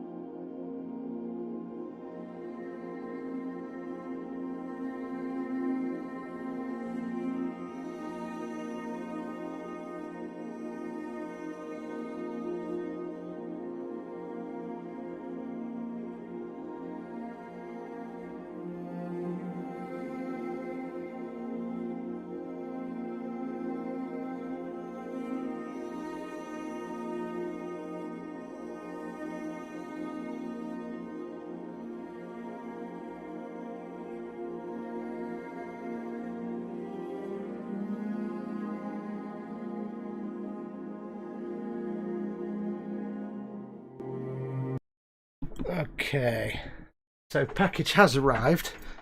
I'm assuming it's from you then, Chris. Yeah, there's a box. I'm going to take the bag off camera because it's got my address all over the front of it. So 1 second. You don't need to be seeing my address. Right, let me just cut that off. What have we got here? Okay, I'm going to see if there's a letter in here. We hope you enjoy your gift. Packing slip 4. I'm not looking at what it says. I want it to be a surprise. Don't know what that is. What is this? What is this? I know who this is from. Hang on, there's a note. It says, clever girl from Bob Peck. Is this from you, Chris? Hey, Mesozoic creatures. What have we got? We've got a Parasaurolophus, an infant Tyrannosaurus, an Oviraptor, a Hycephalodon, Hypsilophodon, a Crocodilia, really not an imaginative name, and an Archaeopteryx. Another noise there. Hello, Mama Fox. Hello. Oh, look at that. Infant Parasaurolophus. Parasaurolophus. Oh, is this from you, Christopher? Dinosaur, says Team Inept. Who's this from? Who's this from? Which of you sent this? Oh, let me get this open. When I opened the packet, I did catch the Tamiya logo and I thought, what is this? What have we been sent now? Oops. Oh, creatures. Mesozoic creatures. Let me get this bag open. Oh. Oh. I could just open it that way, couldn't I? That'd be a lot easier. Build them now, says Osric. And then puts pictures of dinosaurs. Paul says my address is, Anime says my address is the Widge House, Widge Towers, 1 Widge Street. Oh, look at that. That one's pretty much built already, that one. I may have to build these now, aren't I? Right. You're a space marine and you're interesting, but bye. I'm going to build dinosaurs now. Right. Chris says it's time for Metazoic Monday. Yes. Shall I do them now or shall I do them during the week? I think I might do them. I think I might do them during the week. I don't know yet. Because then I can do a stream on Monday or Tuesday. So there is no e-model show on Monday, by the way. It's bank holiday, so we're all having a day off. Humanep says, now! You absolutely have to Warhammer them up and build, says Dad. Now. Live stream tomorrow afternoon, says Chris. I think I might do a live stream tomorrow.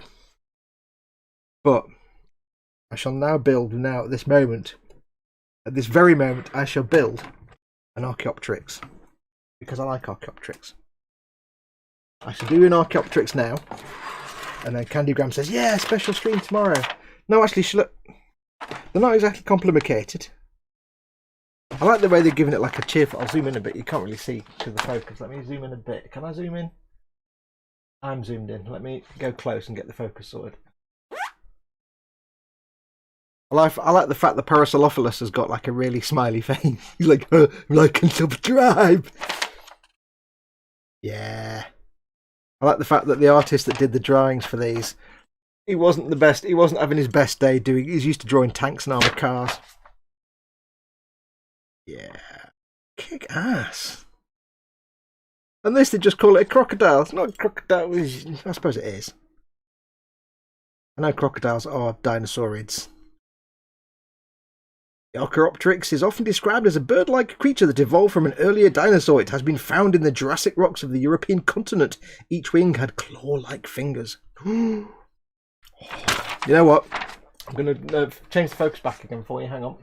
Where are we? Alright.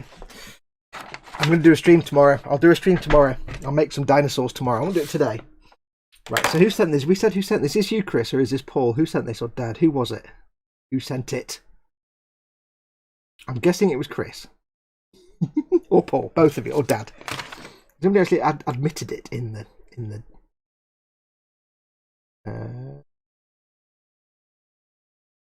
special stream tomorrow. Yeah, do them as dino riders. Oh yeah, build like laser cannons and stuff on the back. It will take hours to denub them. When you build them, you have to pretend you work at the Smithsonian and do lots of bones impersonification. Well, that'd be that wasn't the Smithsonian, it was the what was it called? The museum in Bones. It was the Jeffersonian, that was it. Jeffersonian. Build tomorrow and paint Thursday. Oh yeah, paint on Thursday. Dinosaurus Rexes, dum-de-dum know nothing, says Dad. Well, whoever sent them, Dad, thank you very much. Dinosaurs. Lacquer paint. Oh, they're advertising their new lacquer paints. Yeah, we don't need those. Awesome. I get to paint dino creatures. Thank you very much. We'll get them assembled tomorrow. Yay! I say we'll get them assembled. We'll start assembling them. I like the way the crocodile is basically crocodile, jaw, done. It's all the feet. Crocodile, jaw. Awesome. Shall I own up, says Paul. Or me, says Chris. Well, one of you. It's all three of you. You're all just ne'er-do-wells. Does it even say on the slip? No, it just says, clever girl. Bob Peck. Thank you very much. I like dinosaurs. Dinosaurs, basically, there's nothing better than dinosaurs. Painting examples. You can see the painting examples. Lots of funky colours on the Parasaurolophus. I mean, on the Oviraptor. Cool. Yeah, we can have some fun doing glazes and things on those. Maybe I've never really had a lot of chance to do lots of glazes. I shall watch some how to do animal videos. Kick ass. Thank you very much, guys. Whichever of you sent them. Thank you. I'll put them to one side. Oh, you know me too well. And I wouldn't mind, but Dad sent me a special gift as well a couple of days before that. He sent me something very special that you'll see on the next E-Model show. It must be Amazon. They're doing deliveries on a Sunday. Yeah, Amazon's back to normal. How is it you get deliveries on a Sunday? It's Amazon. Yeah, it's Amazon. Amazon often deliver on a Sunday. Right, anyway. Let's crack on with this guy. Thank you very much. Whichever of you sent that. I appreciate dinosaurs at all times. Phil Lewis, it's my birthday today and one of my prezzies is the Tamiya Parasaurolophus. What a coincidence. Yes, I know, I do like the Tamiya dinosaurs. So enjoy making your Parasaurolophus. Have I got that right? Parasaurolophus or Parasaurolophus? Parasaurolophus, that's it. Parasaurolophus. I always get it wrong. Silophodon. Oviraptor. Oviraptor just sounds rubbish. It's a raptor and it uses eggs. Parasaurolophus. Parasaurolophus. How much Parasaurolophus can a Parasaurolophus if a Parasaurolophus can Parasaurolophus? I don't like saying it now. It becomes uncomfortable to say.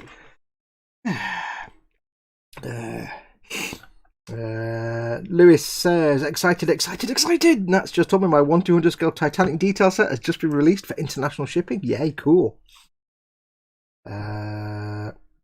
Jimmy Bones sometimes gets Amazon on Sunday. Yeah, they do Sunday deliveries. Jar Jar is now looking for his siblings, says Mordracker. Yes. Umbrellasaurus, says Chris at Dress Models. Happy birthday, Phil. Yes, happy birthday, Phil. Happy birthday, buddy. You should have opened with that at the start. We would have all said happy birthday to you.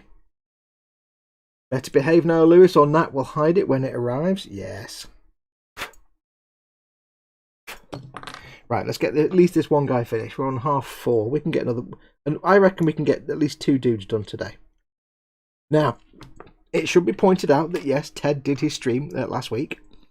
And that was awesome. And I like this guy's head.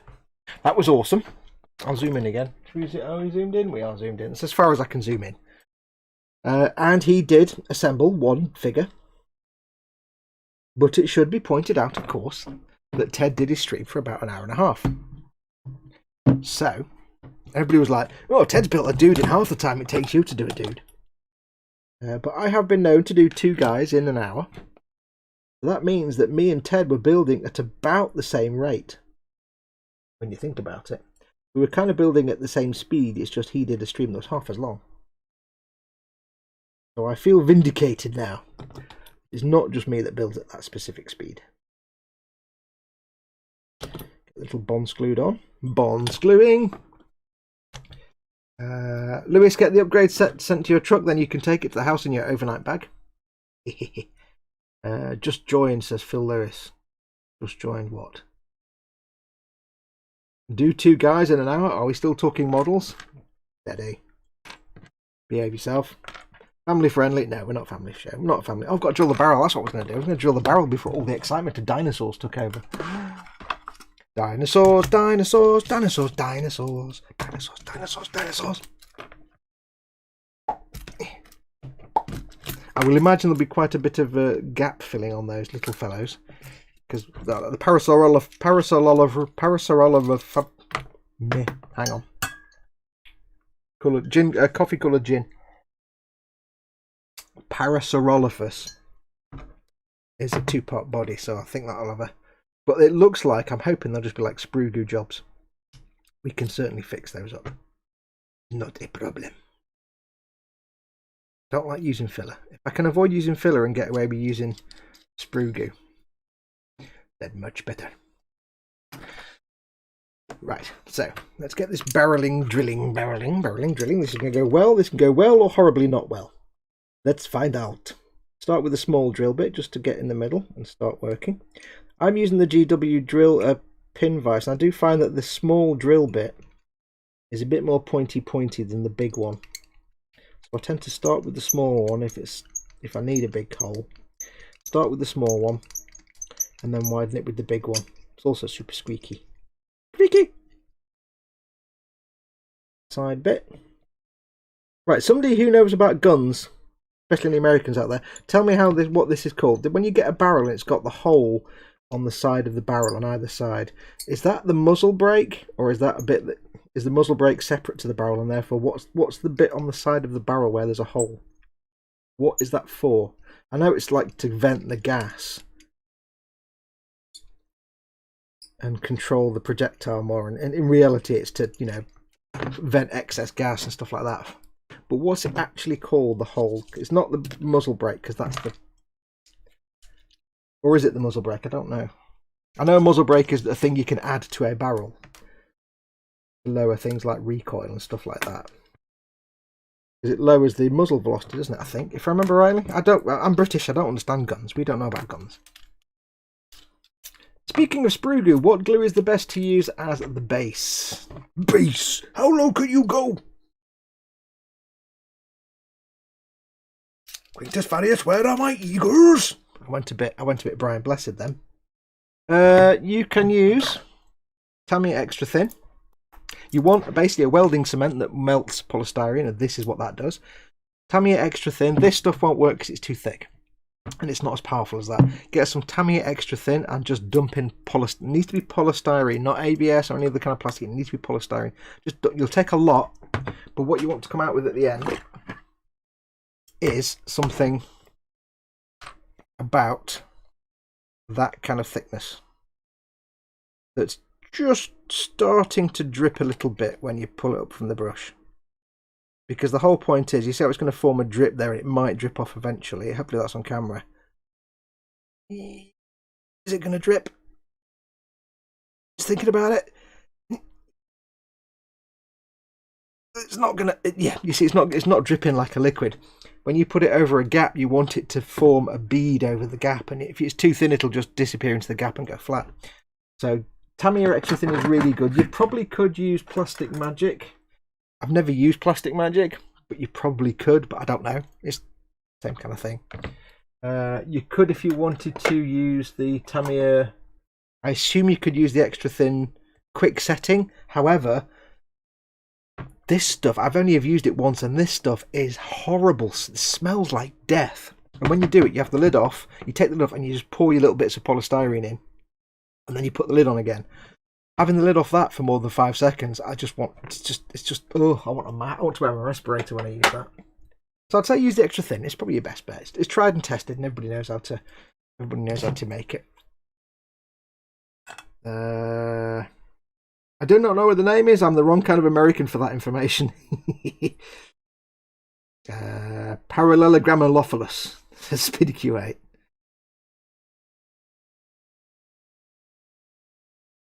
Talking about Ted's stream. Oh god, Ted's stream where he lost the arm, and then he couldn't find the arm, and then the moment he lost the hat, he suddenly found it. He went, "I've lost the hat. I found the arm." That was just perfect timing. Definitely knows.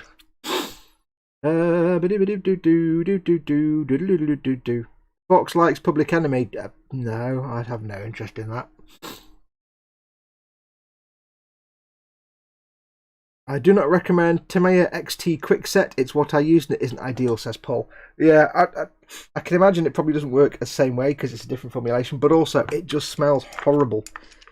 I'd never used it, and the first time I used it was on camera, and I was nearly sick.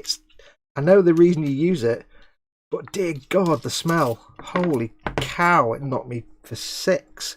And I used it for literally a few seconds. God, that was... Oh. So it's very rare that I use that extra quick set stuff now. It will be very rare because I just have no desire to experience that again. Oh, by heck. It really is a case of open the lid, get the glue in, close the lid, done. Open the window. Oh, horrible. So I just wouldn't want to subject myself to... You know, using sprue glue can take a while, so I'm used to the smell of extra thin, and that makes you woozy after a while. I would say as well, when you're making your sprue glue, get all the bits of plastic prepared ready before you start making the sprue glue, for the same reason. Once you start, if you get the glue open and you start cutting up your little bits of plastic plate or sprue or whatever, once that bottle's been open for like 10 minutes, you'll start getting the fumes and you'll start going a bit woozy. So get all the bits of plastic ready and in a pile, get the lid off, shovel them in, close the lid, give it 10 or 15 minutes, let them dissolve, and then open it again and see if you need to add more. You will need to put quite a fair bit in to get it to a nice thick gloopy consistency. It will take a lot more than, especially if it's plastic card, take a lot more than you think. Athol Nichols in. Afternoon, Mr. Fox. Afternoon, Athol. Dad says, I need a bit of lube on my drill. Ooh, because acetone death, says Andy McLeish. Yes. Acetone death, acetone death, acetone death. Acetone death. Boom. Copyright claim, copyright claim, copyright claim. Oh, yes, there we go. Barrel drilled. I went to get some once and looked at the bottle, nearly died as I felt like I walked into a nail polish factory. It's not even acetone smell, it's... Where is it? Let me remind myself. I'm gonna quick... Hang on, let me just remind myself. Oh, yeah! Oh, Christ! It's not acetone! Okay, now, if you've worked in the auto industry and you've done the spraying of the paint, you'll recognise it. It's that kind of... it's probably a bit of acetone, but it's like 1,000,000 times stronger, and it's got a hint of like lacquer thinners kind of smell. Oh, it's not good. No, not good at all. Right, how does this arm attach to the area? There we go. Ooh, my area. Right, so that's his little barrel has been drilled. Now remember what I said about the glues? These arms, they don't have pegs and holes, they've just got surfaces. So I want them to stick. If I just use the extra thin straight away, they'll just fall over. They'll just go and fall off. God, that stuff stinks. That's why you can't make sprue glue. Even if it was chemically usable, you couldn't have that lid open for more than... I mean, literally, you would be like... When I've used it, I was like, lid off, hold my breath, glue the thing, put the lid on. Oh, it's just horrible. That bottle will last me decades because I'm going to use it so infrequently. Ian says it's definitely got an aromatic... See, how many of you now who've got a jar of that now just opened it up and had a quick whiff? Because I bet there's at least one of you out there who's had some and has never used it and has just tried it now and gone, oh, not good. Not a good scenario. It's not a good scenario at all. Yeah, you think... I know they've got to... I know Tamiya's sort of priority there is the chemical makeup of it. But you think they could at least do something to make it not quite as offensive to the olfactory senses. So I've gone in with the fat cement. And that arm... If I'd used extra thin, that arm wouldn't be staying on there. Get me extra thin, which is a smell we all prefer. I'm just going to touch it to the gaps to let that work in. Both cements work off the same principle, that they melt the plastic. They're both welding cements. And it will give you the strongest bond at all possible, because it's not just a glue that holds two things together. It's taking two pieces of plastic, put them together, it melts the plastic, and now you've got one piece of plastic. It's converting two pieces of plastic to one piece of plastic. There's no other glue will give you such a strong bond. Super glue is rubbish. Super glue and CA glue, they're not that great. You can snap them off, they can break. That's why when you're making a miniature, if you want to temporarily affix it to a base, you affix it with super glue because you can snap it back off again. But this kind of welding cement's fantastic stuff. So we'll go back with the thick because I want to put the other arm on there. I'll just do a test fit while this is still wiggleable. We'll make sure that all lines up. Yes. So we'll get a touch of the glue here. Fatness. We shall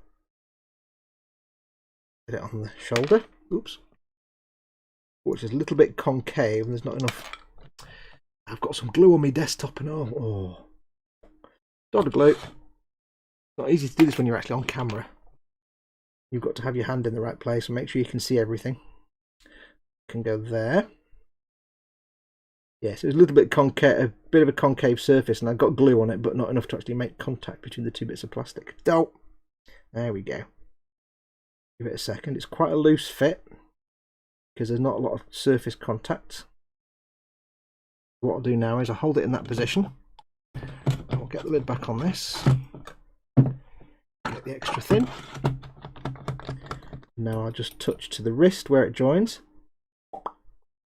I've dripped again. Why is this? Oh, this. You know what I need to do? I need to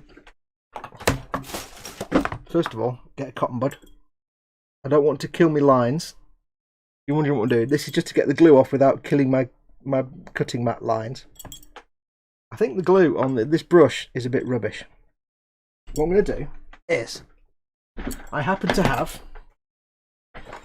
a chance to cube. Oh god, I just did a Clone Wars Star Wars prequel quote. Right, let's get drastic. I'm going to take this brush off. It seems weird. I did notice as well yesterday, even though that glue was sealed and has been sealed for days, I could still smell a bit of glue, and I think there's something wrong with the lid. I've got the lid off a different bottle of glue. I'm going to swap them over because I think there's something not right with that lid.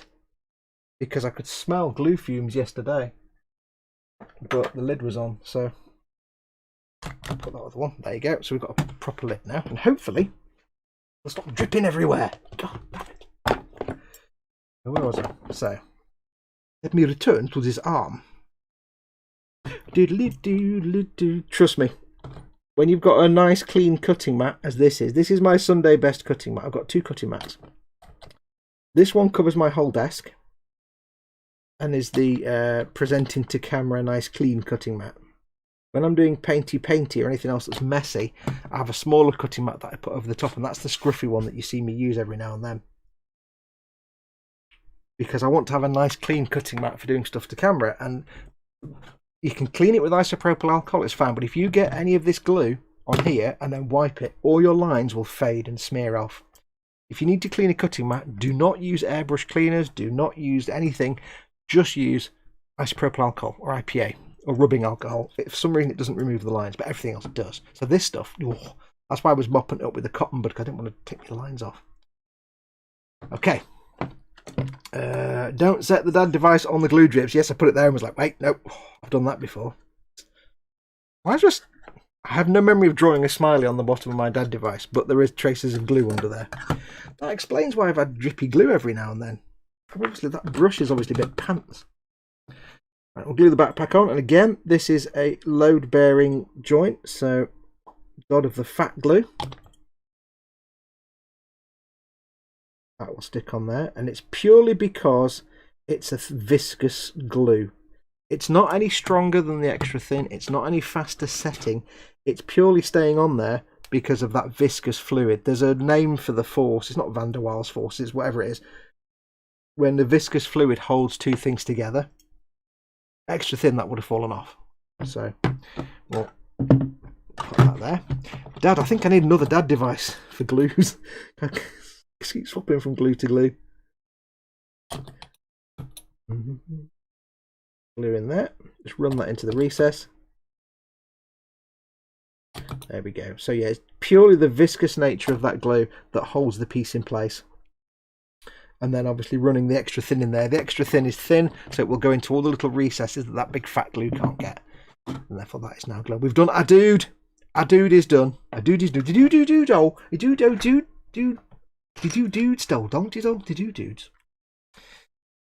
Hello everyone, says Darren2159. I found some glue on eBay called The Block. It's maybe slightly thicker than Tamiya Extra Thin, but it's cheap and sticks like extra thin. I've never heard of it. If it works, it works. Don't worry about it. Yum, yum, yum, yum. Coffee. Phil Lewis says, Fox, you should have something arrive around a week on Monday or Wednesday. Something I thought you might find useful after watching your Patreon video yesterday. Okay, cool. Thank you very much, Phil. That's very, very kind of you. I'm intrigued now. I know that Beyond Hope is sending me some stuff, and I can't wait to show you that. Let's just say, I'm not putting Beyond Hope under pressure here. He might not get around to do it. I know Beyond. I might not get it for months, given the way the postal service. But let's just say, with what Beyond Hope has been doing for me, you see this rubbish here. You see this drivel, this rubbish. This nonsense, this absolute garbage. There's another one somewhere. I've kind of blanked out where it's, you see these Space Marine bikes. Rubbish, absolute rubbish. However, what Beyond Hope is sending to me, you'll love it. You'll love it. It's a billion times more awesome. It's even a billion times more awesome than the new Space Marine bikes. Let's have a look. Where are we up to?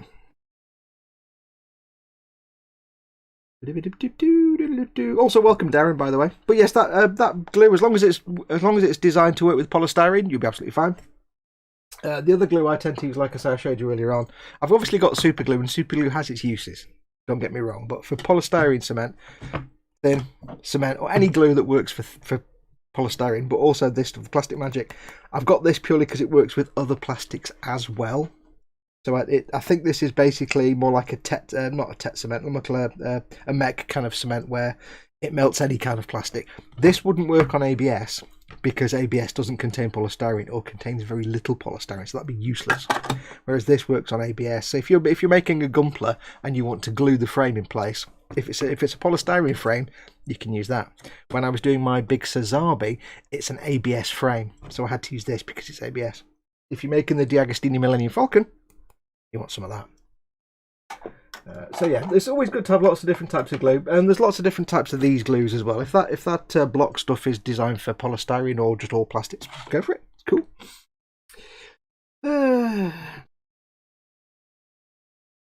But yes, thank you, Phil. I shall look forward to that. around a week on Monday to Wednesday, something I thought you might find useful. I'm thinking, I can't think what I talked about in the... it was something you're talking about in the Falcon video then, I guess? Or I was talking about? I think what now. Dan Kramer says, a couple of weeks back, I spilled a new bottle of Plastruct Bondine on my mat. I had made 100 little pieces of styrene scrap from... Oh no. He's got 100... It basically says he's got 100 little pieces of styrene scrap on his mat, obviously for whatever reason, and he spilled his glue, and now he's got 100 little pieces of styrene stuck to his cutting mat. Oh, that's the worst. Yeah. Interstitial suspension, says Speedy Q8 about the viscous liquid. I don't know. Could be. I'll chuck one in the box I'm posting in the Morrow Fox. Oh, thank you, Dad. That'd be very kind. I really should need to give you some money for these things. Because that's really awesome. I do like that. It's great for glues, but I suppose I need two, really, don't I? Nim says, thank you, Dad, by the way. Nim says, hey, Fox, I'm going to make you hungry, but we have a restaurant called Kebab and Curry. It's just opened here. I'm on my way. And Andy McLeish says, I'm on my way. It's the name of the restaurant. Do they deliver? Not to the UK. What do they serve, Nim, says Chris. Is it burgers? It was a bad night, says Dan. About spilling. Oh, God, yeah. Imagine that. Imagine loads and loads of bits of little tiny bits of plastic card. Oh, spill your glue. Oh, dear Lord. That's why I wouldn't be without. Because before we had this, I took advice from Ted, and I used to depend on... You can see it, this is old now, but I used to have a piece of blue tack on there that I would stick the cement down to. It's a wooden placemat.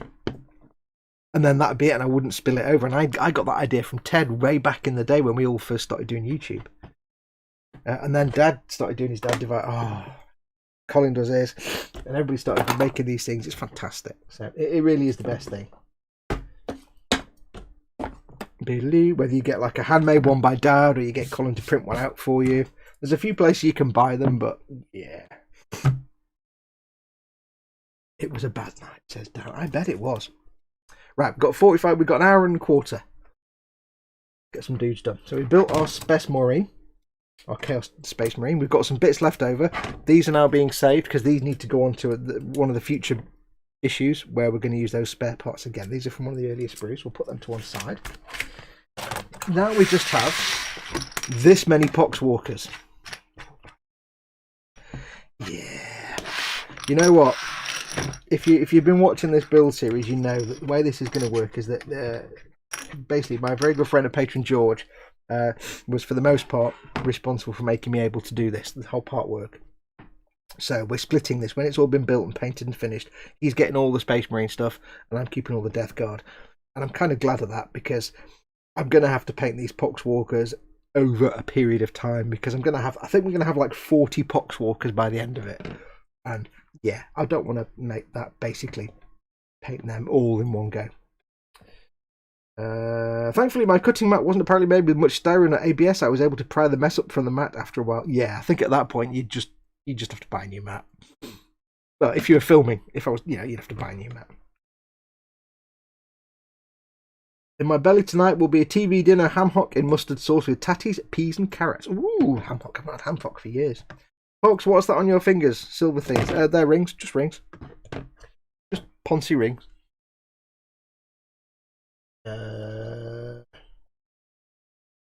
Right, so we've done that guy. And now it's time for Poxwalkers. Poxwalkers, like and subscribe. Building my Poxwalkers, like and subscribe. Now these are quite good because they're like two-part builds. Like the first guy we have to build here. Let me show to you all the parts we'll need. Let me get the parts up here. Parts D17 and D18. Is the one advantage of these is they're not just easy build, they're ridiculously easy build. So it's the guy with the sword or the knife in his hand, which is which one? I could just look at the number as well, probably help me. What is it? 17 and 18. Wait, that's step 2. Where's step 1? What? Oh, I see. Yeah, there we go. Oh, it's the guy with the oxygen tank on his back. There we go. That one. This is how bad the numbering on Games Workshop sprues is. It's faster just to look for the thing that looks like such and such than actually look for the number on the sprue. But then occasionally they'll get a sprue where it's properly numbered and that'll throw you for 6. And you'll be like, oh, wait, I could have just... Get this one cut off. And D18, which is the head. 15, 18, 15, 20, 24, 18. There it is. There's one thing I like about Games Workshop figures and sculpts. It's the feet. Not like normal feet, but when they're in boots. The way they sculpt boots, it's just really pleasing. There you go. That's all the parts. How do we get more than one guy? That was while making my Hydra rat. It would have looked like it was Newt if that spilled right on it. Oh god, yeah. Or very large Zimmerit. I thought there was a supporting device. No, they're just Ponzi rings. Well, my fox got me those. Like, I got you a present. I got you some rings, and bless her. I don't know what they're made of, but they must be stainless steel because the little one is a tiny bit too big for my little finger. I thought, no worries, because it said they're adjustable. I'll just squeeze it a little bit and it'll fit properly. I could not squeeze it. I could not bend it. I could not reshape it. I could not stretch it, or I couldn't get it to move. So I got a proper pair of meaty metal pliers and was like trying to bend it, and it didn't even scratch.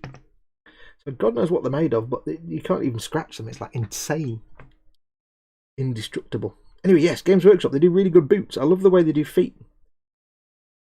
With my Tempestus Scions, they're really nice figures, but the bit I'm looking forward to painting the most bizarrely is the boots. When I was in my comic book drawing days, it took me a long time to learn to draw two things.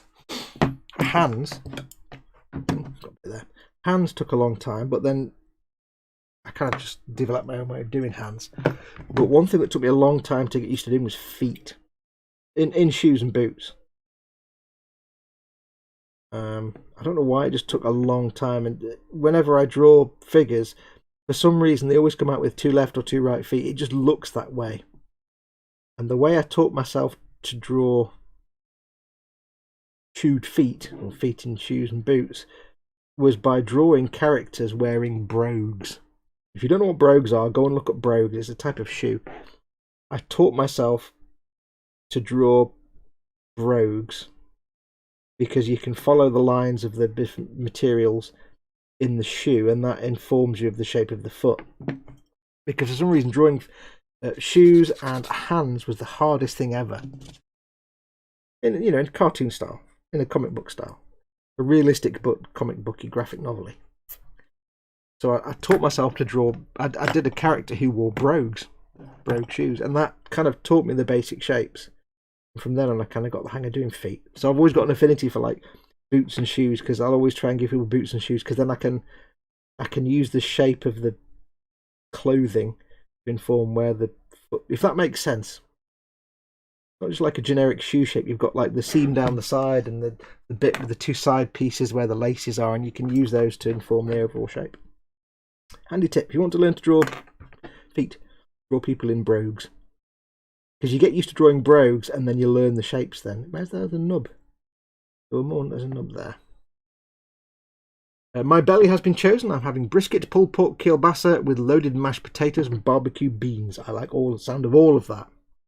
I don't know what any of them are, but I like the sound of it. I'd eat all of those. 5 out of 5 would definitely eat that again. Right, I think that's all the nubs on that. Usually they're high yield alloys, says Andy McLeish. Well, I couldn't bend it, I couldn't reshape it, and I didn't even scratch it with pliers, with proper metal pliers, so they're kind of indestructible. Because I've had rings before, and they're not expensive rings. I've had rings before, your little cheapy rings and stuff, and you tend to wear them, and after a month they've gone all squished and shaped, or they go green or whatever, because they're just like cheap rings. But these things, the fact I can't reshape them, yeah, they're not gonna reshape anytime soon. I think they'll last me kind of forever. I think this guy's wearing a gimp mask. It's kind of disturbing.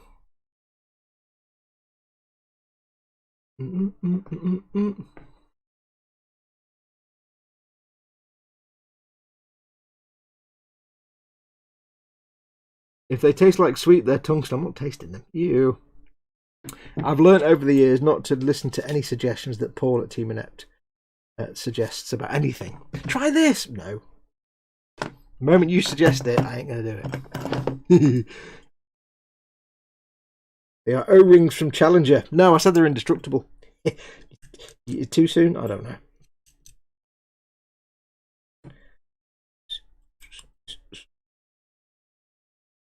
Right, there's a little seam line on this guy's bonds, but nothing too major. Major.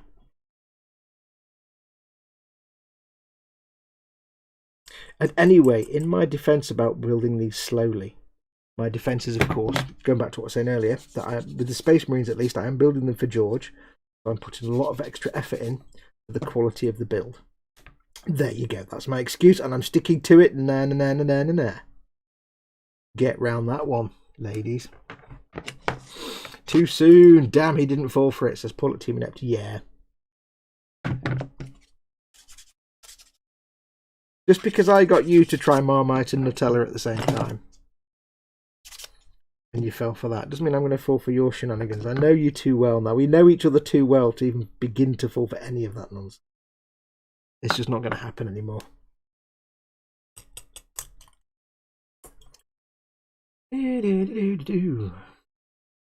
Yep, he is wily, is our Fox.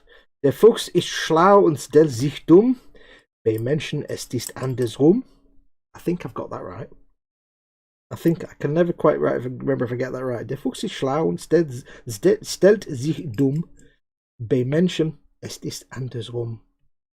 There are various different versions of that little German proverb, but it's quite apt. Except for me, it's the other way around.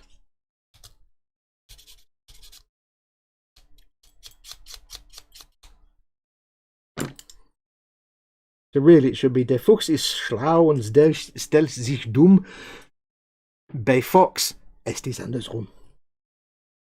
I'm probably mangling Jim. I apologise now to everybody in the chat who is actually German or speaks German or has any German heritage, because I've just destroyed your language. Sorry about that. I always wanted to learn German, but never did. Marmite and Nutella was rooking fancied, says Paul. I actually quite enjoyed it. So although I wasn't lying when I said it's actually quite nice. I quite enjoyed it. But I did like the fact that you took my word for it and just tried it and then realised. But then again, you see, Chris doesn't mind durian. It's just like durian. Like I thought it was like eating dead bodies covered in cow poop and smelled the same as well. Whereas Chris is like, yeah, it's not that bad. Peanut butter and jello between two slices of crusty bread. Oh yeah. I don't like peanut butter unless it's peanut butter and jam. Jello as well. Hey, no, it should be peanut butter and jelly anyway, not jello. Jello's jelly. You just basically made a sandwich with jelly. But yeah, peanut butter and jam. Oh, peanut butter and jelly. Oh yeah. I don't like peanut butter unless it's a PBJ, in which case it's the nicest thing in the world. I'd like to try durian one day. Don't say that in a chat where there's Paul and Chris who can send things when addresses are known. Don't even suggest that, because it might... Yeah. Paul is the kind of person that will make inquiries without you realising it, and suddenly you'll find a box turns up and you'll be like, oh, crap. Well, that's what you'll think afterwards anyway. Trust me.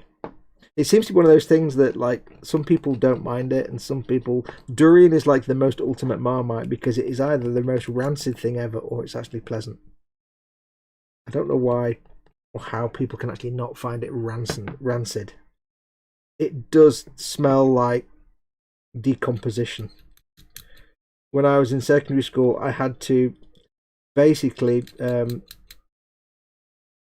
do I explain this? I've said it before, but I had to basically discombobulate a roadkill fox to get its skeleton, so the skeleton could be reassembled for the biology lab's display cabinet.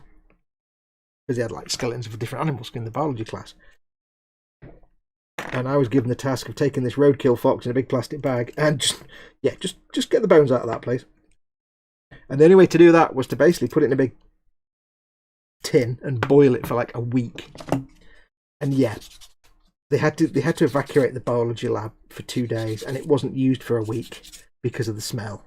I don't know how they didn't know that, because like being the biology staff, the biology team, they kind of think they would have figured that out. But anyway, yeah, they had to close the biology lab for a week, and that is kind of what that reminds me of, Durian. It's like, oh god. I mean, what made it worse was the smell was so bad we were spraying air freshener all over the place, and that just made it worse. Spraying air freshener on something that smells bad is like throwing puppies on a fire to try and put the fire out. It doesn't really work. It makes things worse, and you feel just a little bit sick.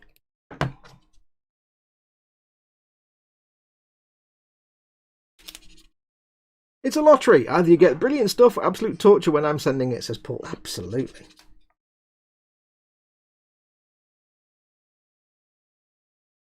If Paul ever wins the lottery, I will put forward the suggestion that we have a see what Paul sends you day. If I ever win the lottery, here we go, it's a promise. If I ever win the lottery and I get millions on the lottery, one day I will have a Boom Hut thing where I say, right, mystery package time. Submit your name and address, and I will fund Paul sending out random crap to people at Paul's discretion. I'll give him a budget and say, right, Paul, you buy things at random, and we'll see what people get. It could be something great, it could be the worst thing ever, but they all have to be opened on camera.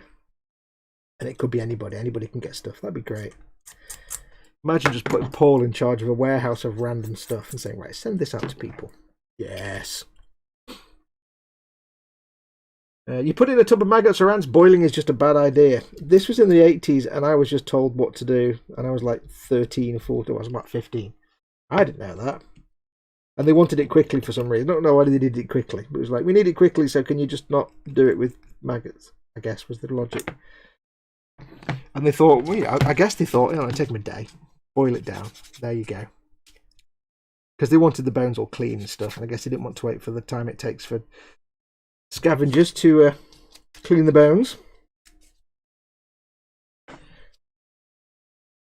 So I was the bug guy, but I wasn't the bug guy, I was the boiling things down.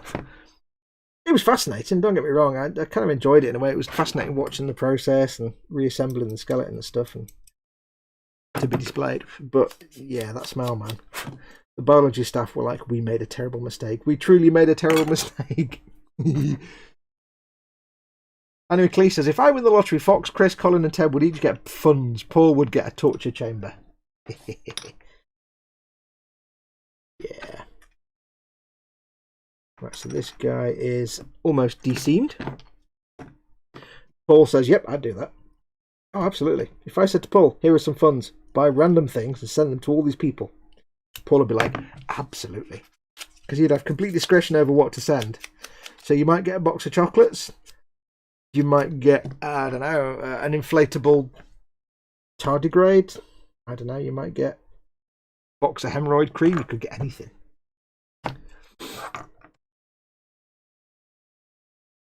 You guys will be sorry as it tastes so-so but stinks to hell, says Athol. What are we talking about?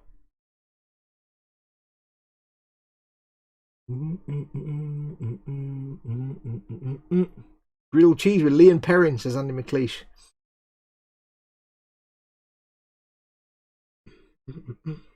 Is that why they call you Fox, says David? No, they call me Fox because that's my actual name, but yeah. I don't know why the biology teacher asked me to do it. Yeah, it kind of. I was like walking down the corridor one day at school in the morning. He said, "Come here, right? See this bag?" I looked in the bag and it's like dead fox. He's like, "I need you to for the next few days on your breaks and stuff. Can you just sort that out? Thanks." And I didn't mind because it got me out doing some lessons. I was like, well, I basically got to just hang around in the back room of the biology lab and do that. Which is great because the back room of the bio lab was had snakes and stick insects and stuff. And it was cool. I don't know why he chose me to do it, but it got me out of a load of lessons. For that, I was more than happy.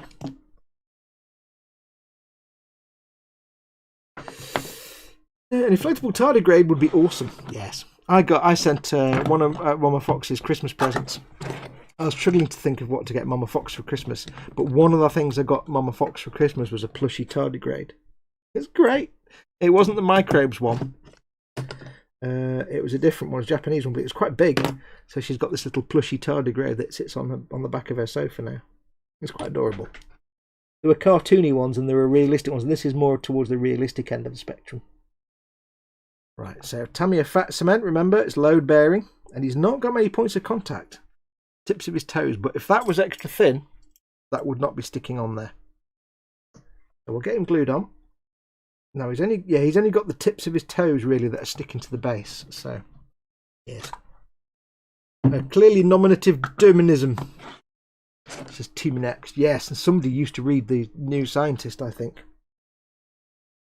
Because that was a feature they used to talk about all the time. Nominative determinism. Can verify it's fun to send a gift. Yes, Mum's got this plushy tardigrade. It's quite adorable. I went for the more realistic one. Because the cartoon one was 4 times the price and looked a bit rubbish, to be perfectly honest. It wasn't quite as big. So we'll leave him for a minute just to glue, just to set. I shall put him there. I'll glue his head on in a minute when he's had a chance to set. We'll start another one. Wow. Use some sprue, it helps, Fox. Use some sprue with what? What am I using sprue with, dude? Next one we have the guy with the socket wrench and number D9. So it's that guy there with what looks like some kind of board, some kind of Fallout style socket wrench type tool. D8 and D9 for his head. D8, where's D9? You put the numbers on the back of the sprue. It's like, oh, just... I like the fact you're now numbering your parts correctly and logically, but can you just not have it on the wrong side of the part of the sprue? That'd be even better, thanks. You know, give with one hand, they take away with the other.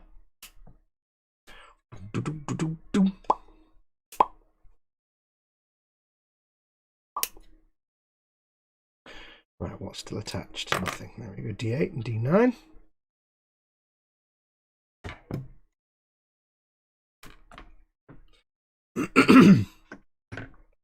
Interesting, most sprues seem to be highly rectilinear. Warhammer sprues are definitely not. You're lucky if on Warhammer sprues you even have numbers.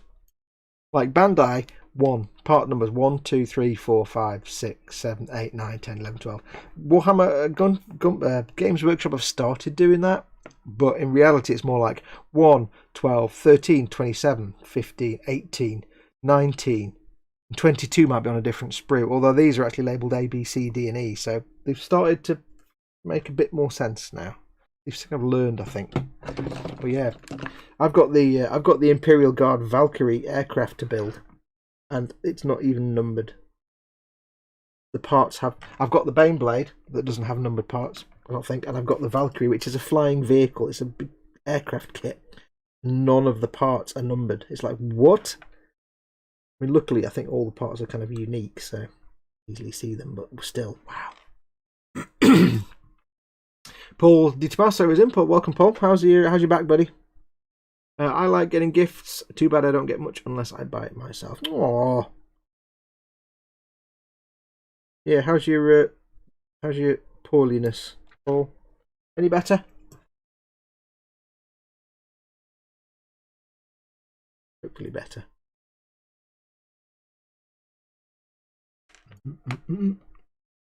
Oh, the feet. Use some sprue helps Fox fit. Hey, I'm not quite sure. He's on there. He's walking on tippy toes, so I don't know where I'd put sprue without making it look like he's standing on a bit of something. He's fine. He's sorted now. He glued down. He glued down in the end. Oh, what was that? Oh, that's a bit of sprue. That's all right. Snap something off there. Can't get near that without...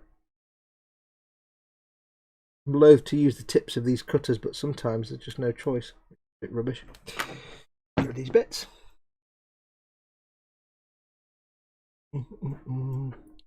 Games Workshop sprues are more rhomboid.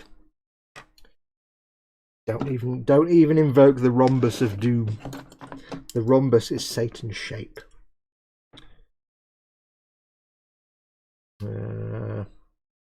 Still paying. Kidney stone won't be dealt with for at least another 2 months. Oh no, sorry to hear that, dude.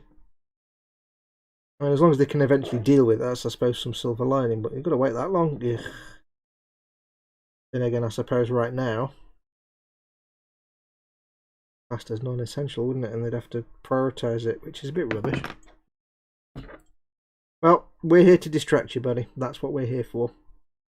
Any distractions you need. That's what we're doing. That's why we do these streams, you see. I don't know why I went kind of German then. I don't know at all. Take it easy, buddy.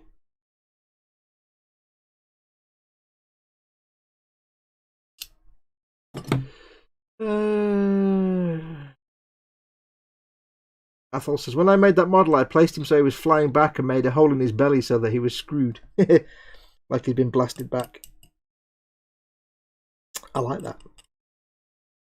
I unfortunately don't have any sort of scratch building or customization skills at all, other than sticking other bits on. So, like, you know, if I build I'm at AML 90, I took a real world AML 90 and I stuck on some Warhammer weapons and bits and bobs. I can do that.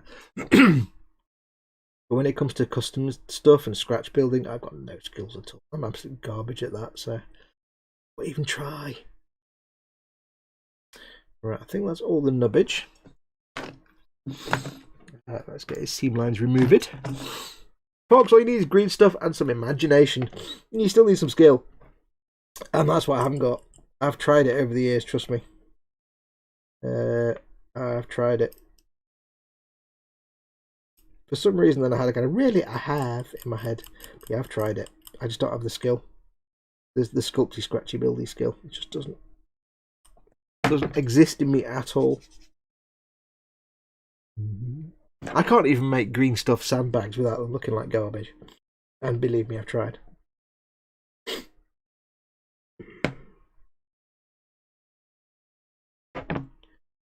Although somehow when I was like 12 or 13, I took a Tamiya 135th American GI, and somehow made him look like one of the visitors from V. So I gave him I custom built the outfit, so he had the cowl around the front. I gave him the little, oh, got an itchy nose, scratchy nose.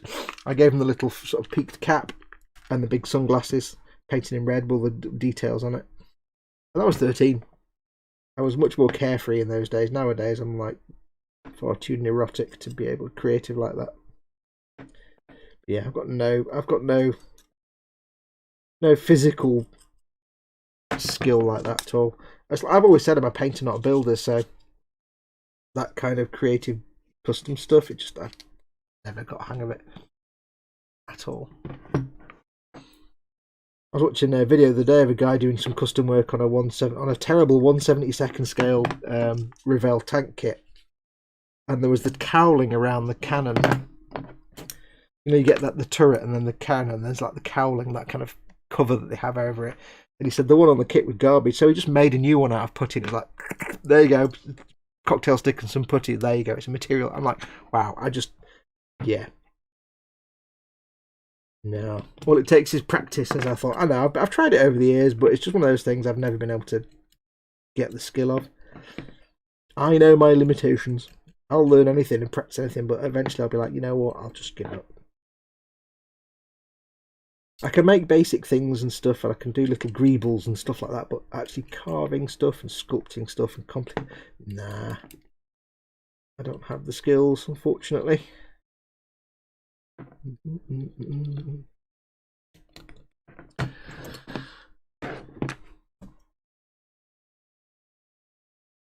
Where are we? If you go to A&E, they treat kidney stones as top priority, says David Sanderson.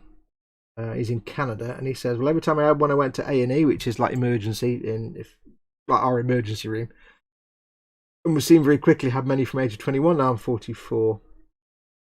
Paul says, what, A&E? Accident and emergency. It's like our emergency department. You know, like if you fall over and break your leg and you get taken to the emergency department where they deal with you. You're not like we have a hospital. The way our hospitals work is you have outpatients and inpatients, which is where you've got an appointment, you go along and you have your treatment. That's just like the regular stuff. And there's accident and emergency, which is the sort of the unexpected. I fell off and I broke something, or I've just sliced my finger off, or I've just somehow shot a nail gun through my widge or something. You know, that kind of like some unexpected emergency where they whisk you in the ambulance. Ambulance. We call it accident emergency, I guess. In America, this is just the emergency room. I don't know what you call it in Canada. But yeah, it's just that emergency sort of unplanned medical thing. Basically, anything that's unplanned, last minute, emergency, or potentially life-threatening, where you need to just not have an appointment set 3 weeks in advance, but where you need to be seen there and then, because otherwise it's a massive risk. ER, emergency room. There you go, emergency room there in the US. It might not be life-threatening, but it's the kind of thing where they need to get you checked out ASAP, because it might be. And I guess over here they just maybe just they consider it more of an emergency.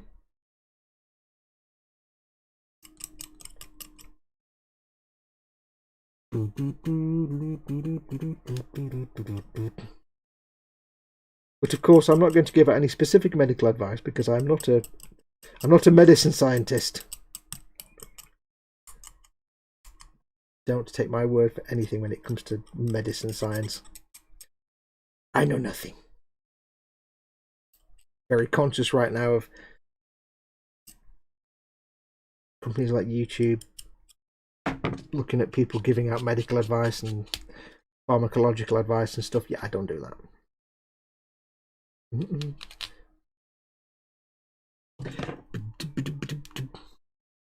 Paul says he's gone to the ER before and they did nothing. That's a shame. Sorry for that, dude. I hope you eventually get it sorted. That's the one silver lining. I suppose they will sort it eventually. I thought they were going to blap it with lasers or ultrasonic or something. I guess that's what you're going to be waiting for. I guess it also it depends on, you know, what your local hospital's facilities are. It may be if it's a small regional hospital and it's not particularly heavily manned and staffed, maybe that's just how they prioritise stuff. They have to triage the more important, or not more important, but you know, what they see as more emergency stuff. If it was a big, massive hospital, you might have got in quicker, maybe. If it's a small regional one, maybe. Don't know. We cannot know this. It just sucks regardless.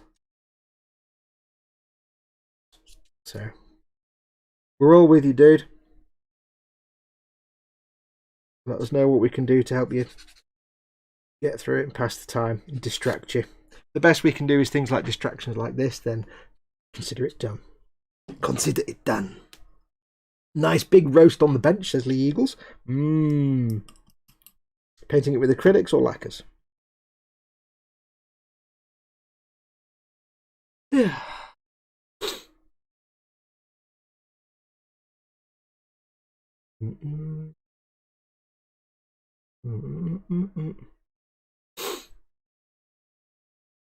Paul de Tomaso describes a procedure which I won't read out loud, because it's medical and I don't want to get into trouble with YouTube, but I don't like the sound of that at all, Paul. At least not the first half. The bit with the laser sounds awesome, but the bit where how they get the laser to where it needs to be, no, thank you, .jpg. No. I'm not going to read that sentence again. No. My brain is already kind of curling up into a tiny ball about thinking about that. Yeah.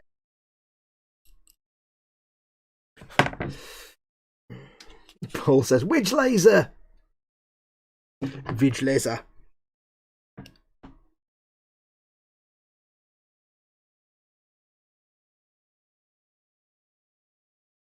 And that's this guy de-seamed.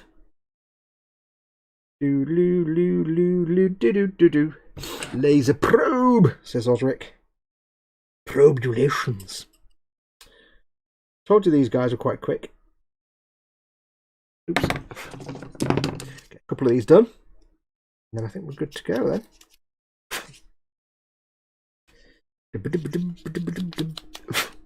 Might finish a little early because I need to go and check on Mama Fox, make sure she's alright. Keep her in brews. I think she was up and about. She was up and about earlier, so we'll make sure she's all brewed up.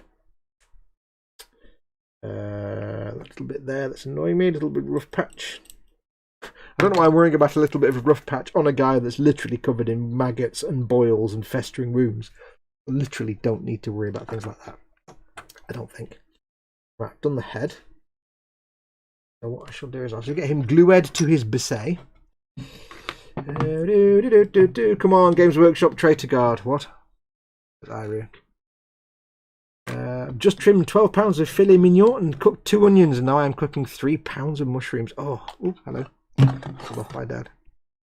I'm in a bit of a bad place at the minute because we get the Morrison's boxes, you know, the Morrison's supply boxes, and I've developed a taste for cabbage and onions, and sadly at the moment we have no cabbages because they stopped including them, and we have no onions. And I've got into the habit when I'm making the onions now, my routine is basically chop the onions up, get them in the frying pan, but what I do is I just get a big massive amount of butter, huge, I mean significant amount of butter, get it in the frying pan, get the frying pan all buttered up, then you get the onions in there, and then while the onions are still just fresh in the frying pan, sprinkle on a whole load of paprika, and then you fry them up on a medium to slow to medium heat, so they're not burnt and crispy, so they're just nice, and they're not all like brown and black, they're just all nice, but the paprika and the butter, oh yeah, happy days. Phil Lewis, bye all, off toward dinner. Take care, Phil, thank you for coming in.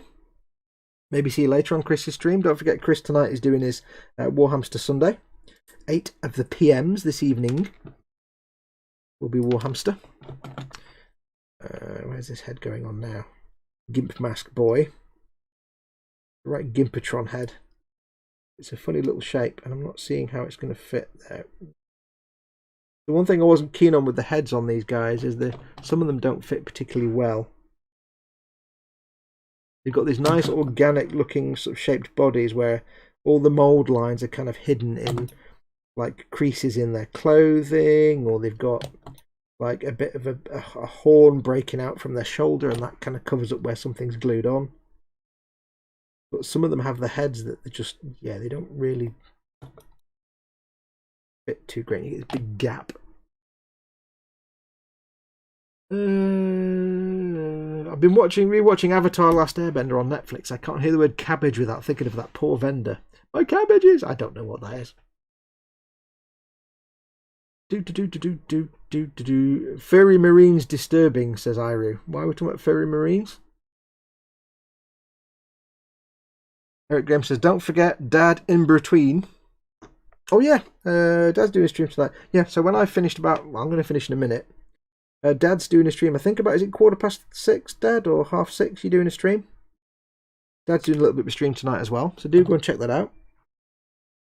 Dad's channel, of course, is Dad. Can't remember if it's Dad or Scaly Models.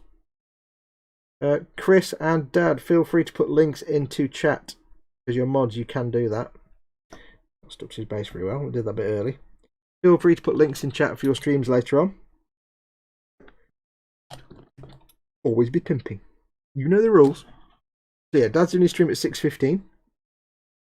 What are you working on, Dad? Are you still doing that big orc stomper? Or are you doing something else? Or is it a surprise? Don't tell me, I'll watch. Although I might be making tea, but I'll have a look. Right, so he's glued on. We need to let that to set. I haven't found any new anime lately that I find really interesting, says Paul. I haven't watched anything anime in ages. Go back and watch Space Battleship Yamato 2099. That's always good for a laugh. Or go back and watch the original Mobile Suit Gundam. There you go. That'll do. Always good for a slightly disturbed laugh. Especially Mobile Suit Gundam. Right, look at that. Who was saying we wouldn't do one figure? I've done 3. I've done 3 dudes. 3 dudes today. Look at that. Yeah, these guys don't take long. The Poxwalkers don't take long at all, thankfully. I will get them sorted out. So we'll crack on again next week with more Poxwalkers. Probably get them all finished next week. Have a quick last look at chat. Dad says it's a wooden robot solar-powered space explorer. Cool. Athol says I'm off to feed my belly, so see you later, guys. See you later, Athol. Take care, buddy. I wish I could see the original Gundam on streaming here. Netflix has Unicorn, but that's it. You have to go to not official things, I think. I could be wrong. I'm pretty sure, for some reason, I saw Mobile Suit Gundam on Amazon. Like Amazon to stream, not Amazon to buy as a DVD. I could be wrong. I might have seen it or something. I'm sure I saw something like they had the original series on streamable on Amazon. You have to pay for it. It's not free. The original Gundam series is just bad. Can't really tell it was from the 70s. I like it because it's so bad. I just like it. Like the guy on the captain of the white base, whatever his name is. I've forgotten his name now. Such a bad voice actor. If you watch the dubbed over version. 3, it's a record. They do have Yamato 2199 and 2022. Wait, is 2199 different to 2099? Or am I just reading it wrong off my box from memory? Bright Noah, that's it. Yeah, the English dubbed over voice for Bright Noah is just like, what's that? What's he saying now?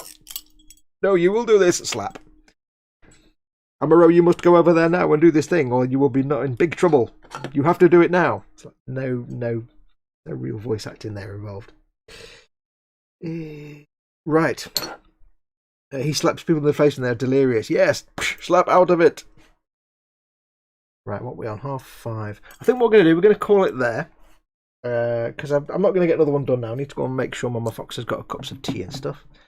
Thank you everyone for watching. Don't forget, of course, again, massive thanks to Goblin Gaming and emodels.co.uk for supporting this channel. You can check out the links to their stores in the description below this video. And of course, as always, massive thank you to my patrons, patreon.com/making guru, who keep me going, they keep the lights on and keep the food on the table. So big thank you to them.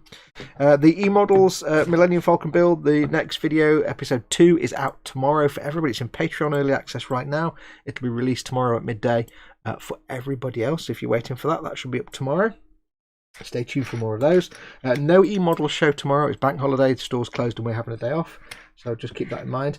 I will, if I can, if my broadband allows me, I shall do a little live stream of the dinosaurs, which were very kindly given to me by Dad or Chris or Paul, I'm not sure. My Mesozoic creatures that you can't see. Mesozoic creatures. We'll see how the broadband goes. The engineer is coming out on Wednesday, so at the very worst it'll be Thursday, Friday when I do these, but we'll see if I can get them done tomorrow. But yeah, until then, thank you very much, guys. Thanks for watching. Don't forget Dad's stream at 6:15, and of course Chris's stream, Gross Models, tonight at 8 p.m. Struggled on the time then for some reason. 8 p.m. for Warhammer Sunday, and I'll be in the chat for those if I can, unless I'm making tea.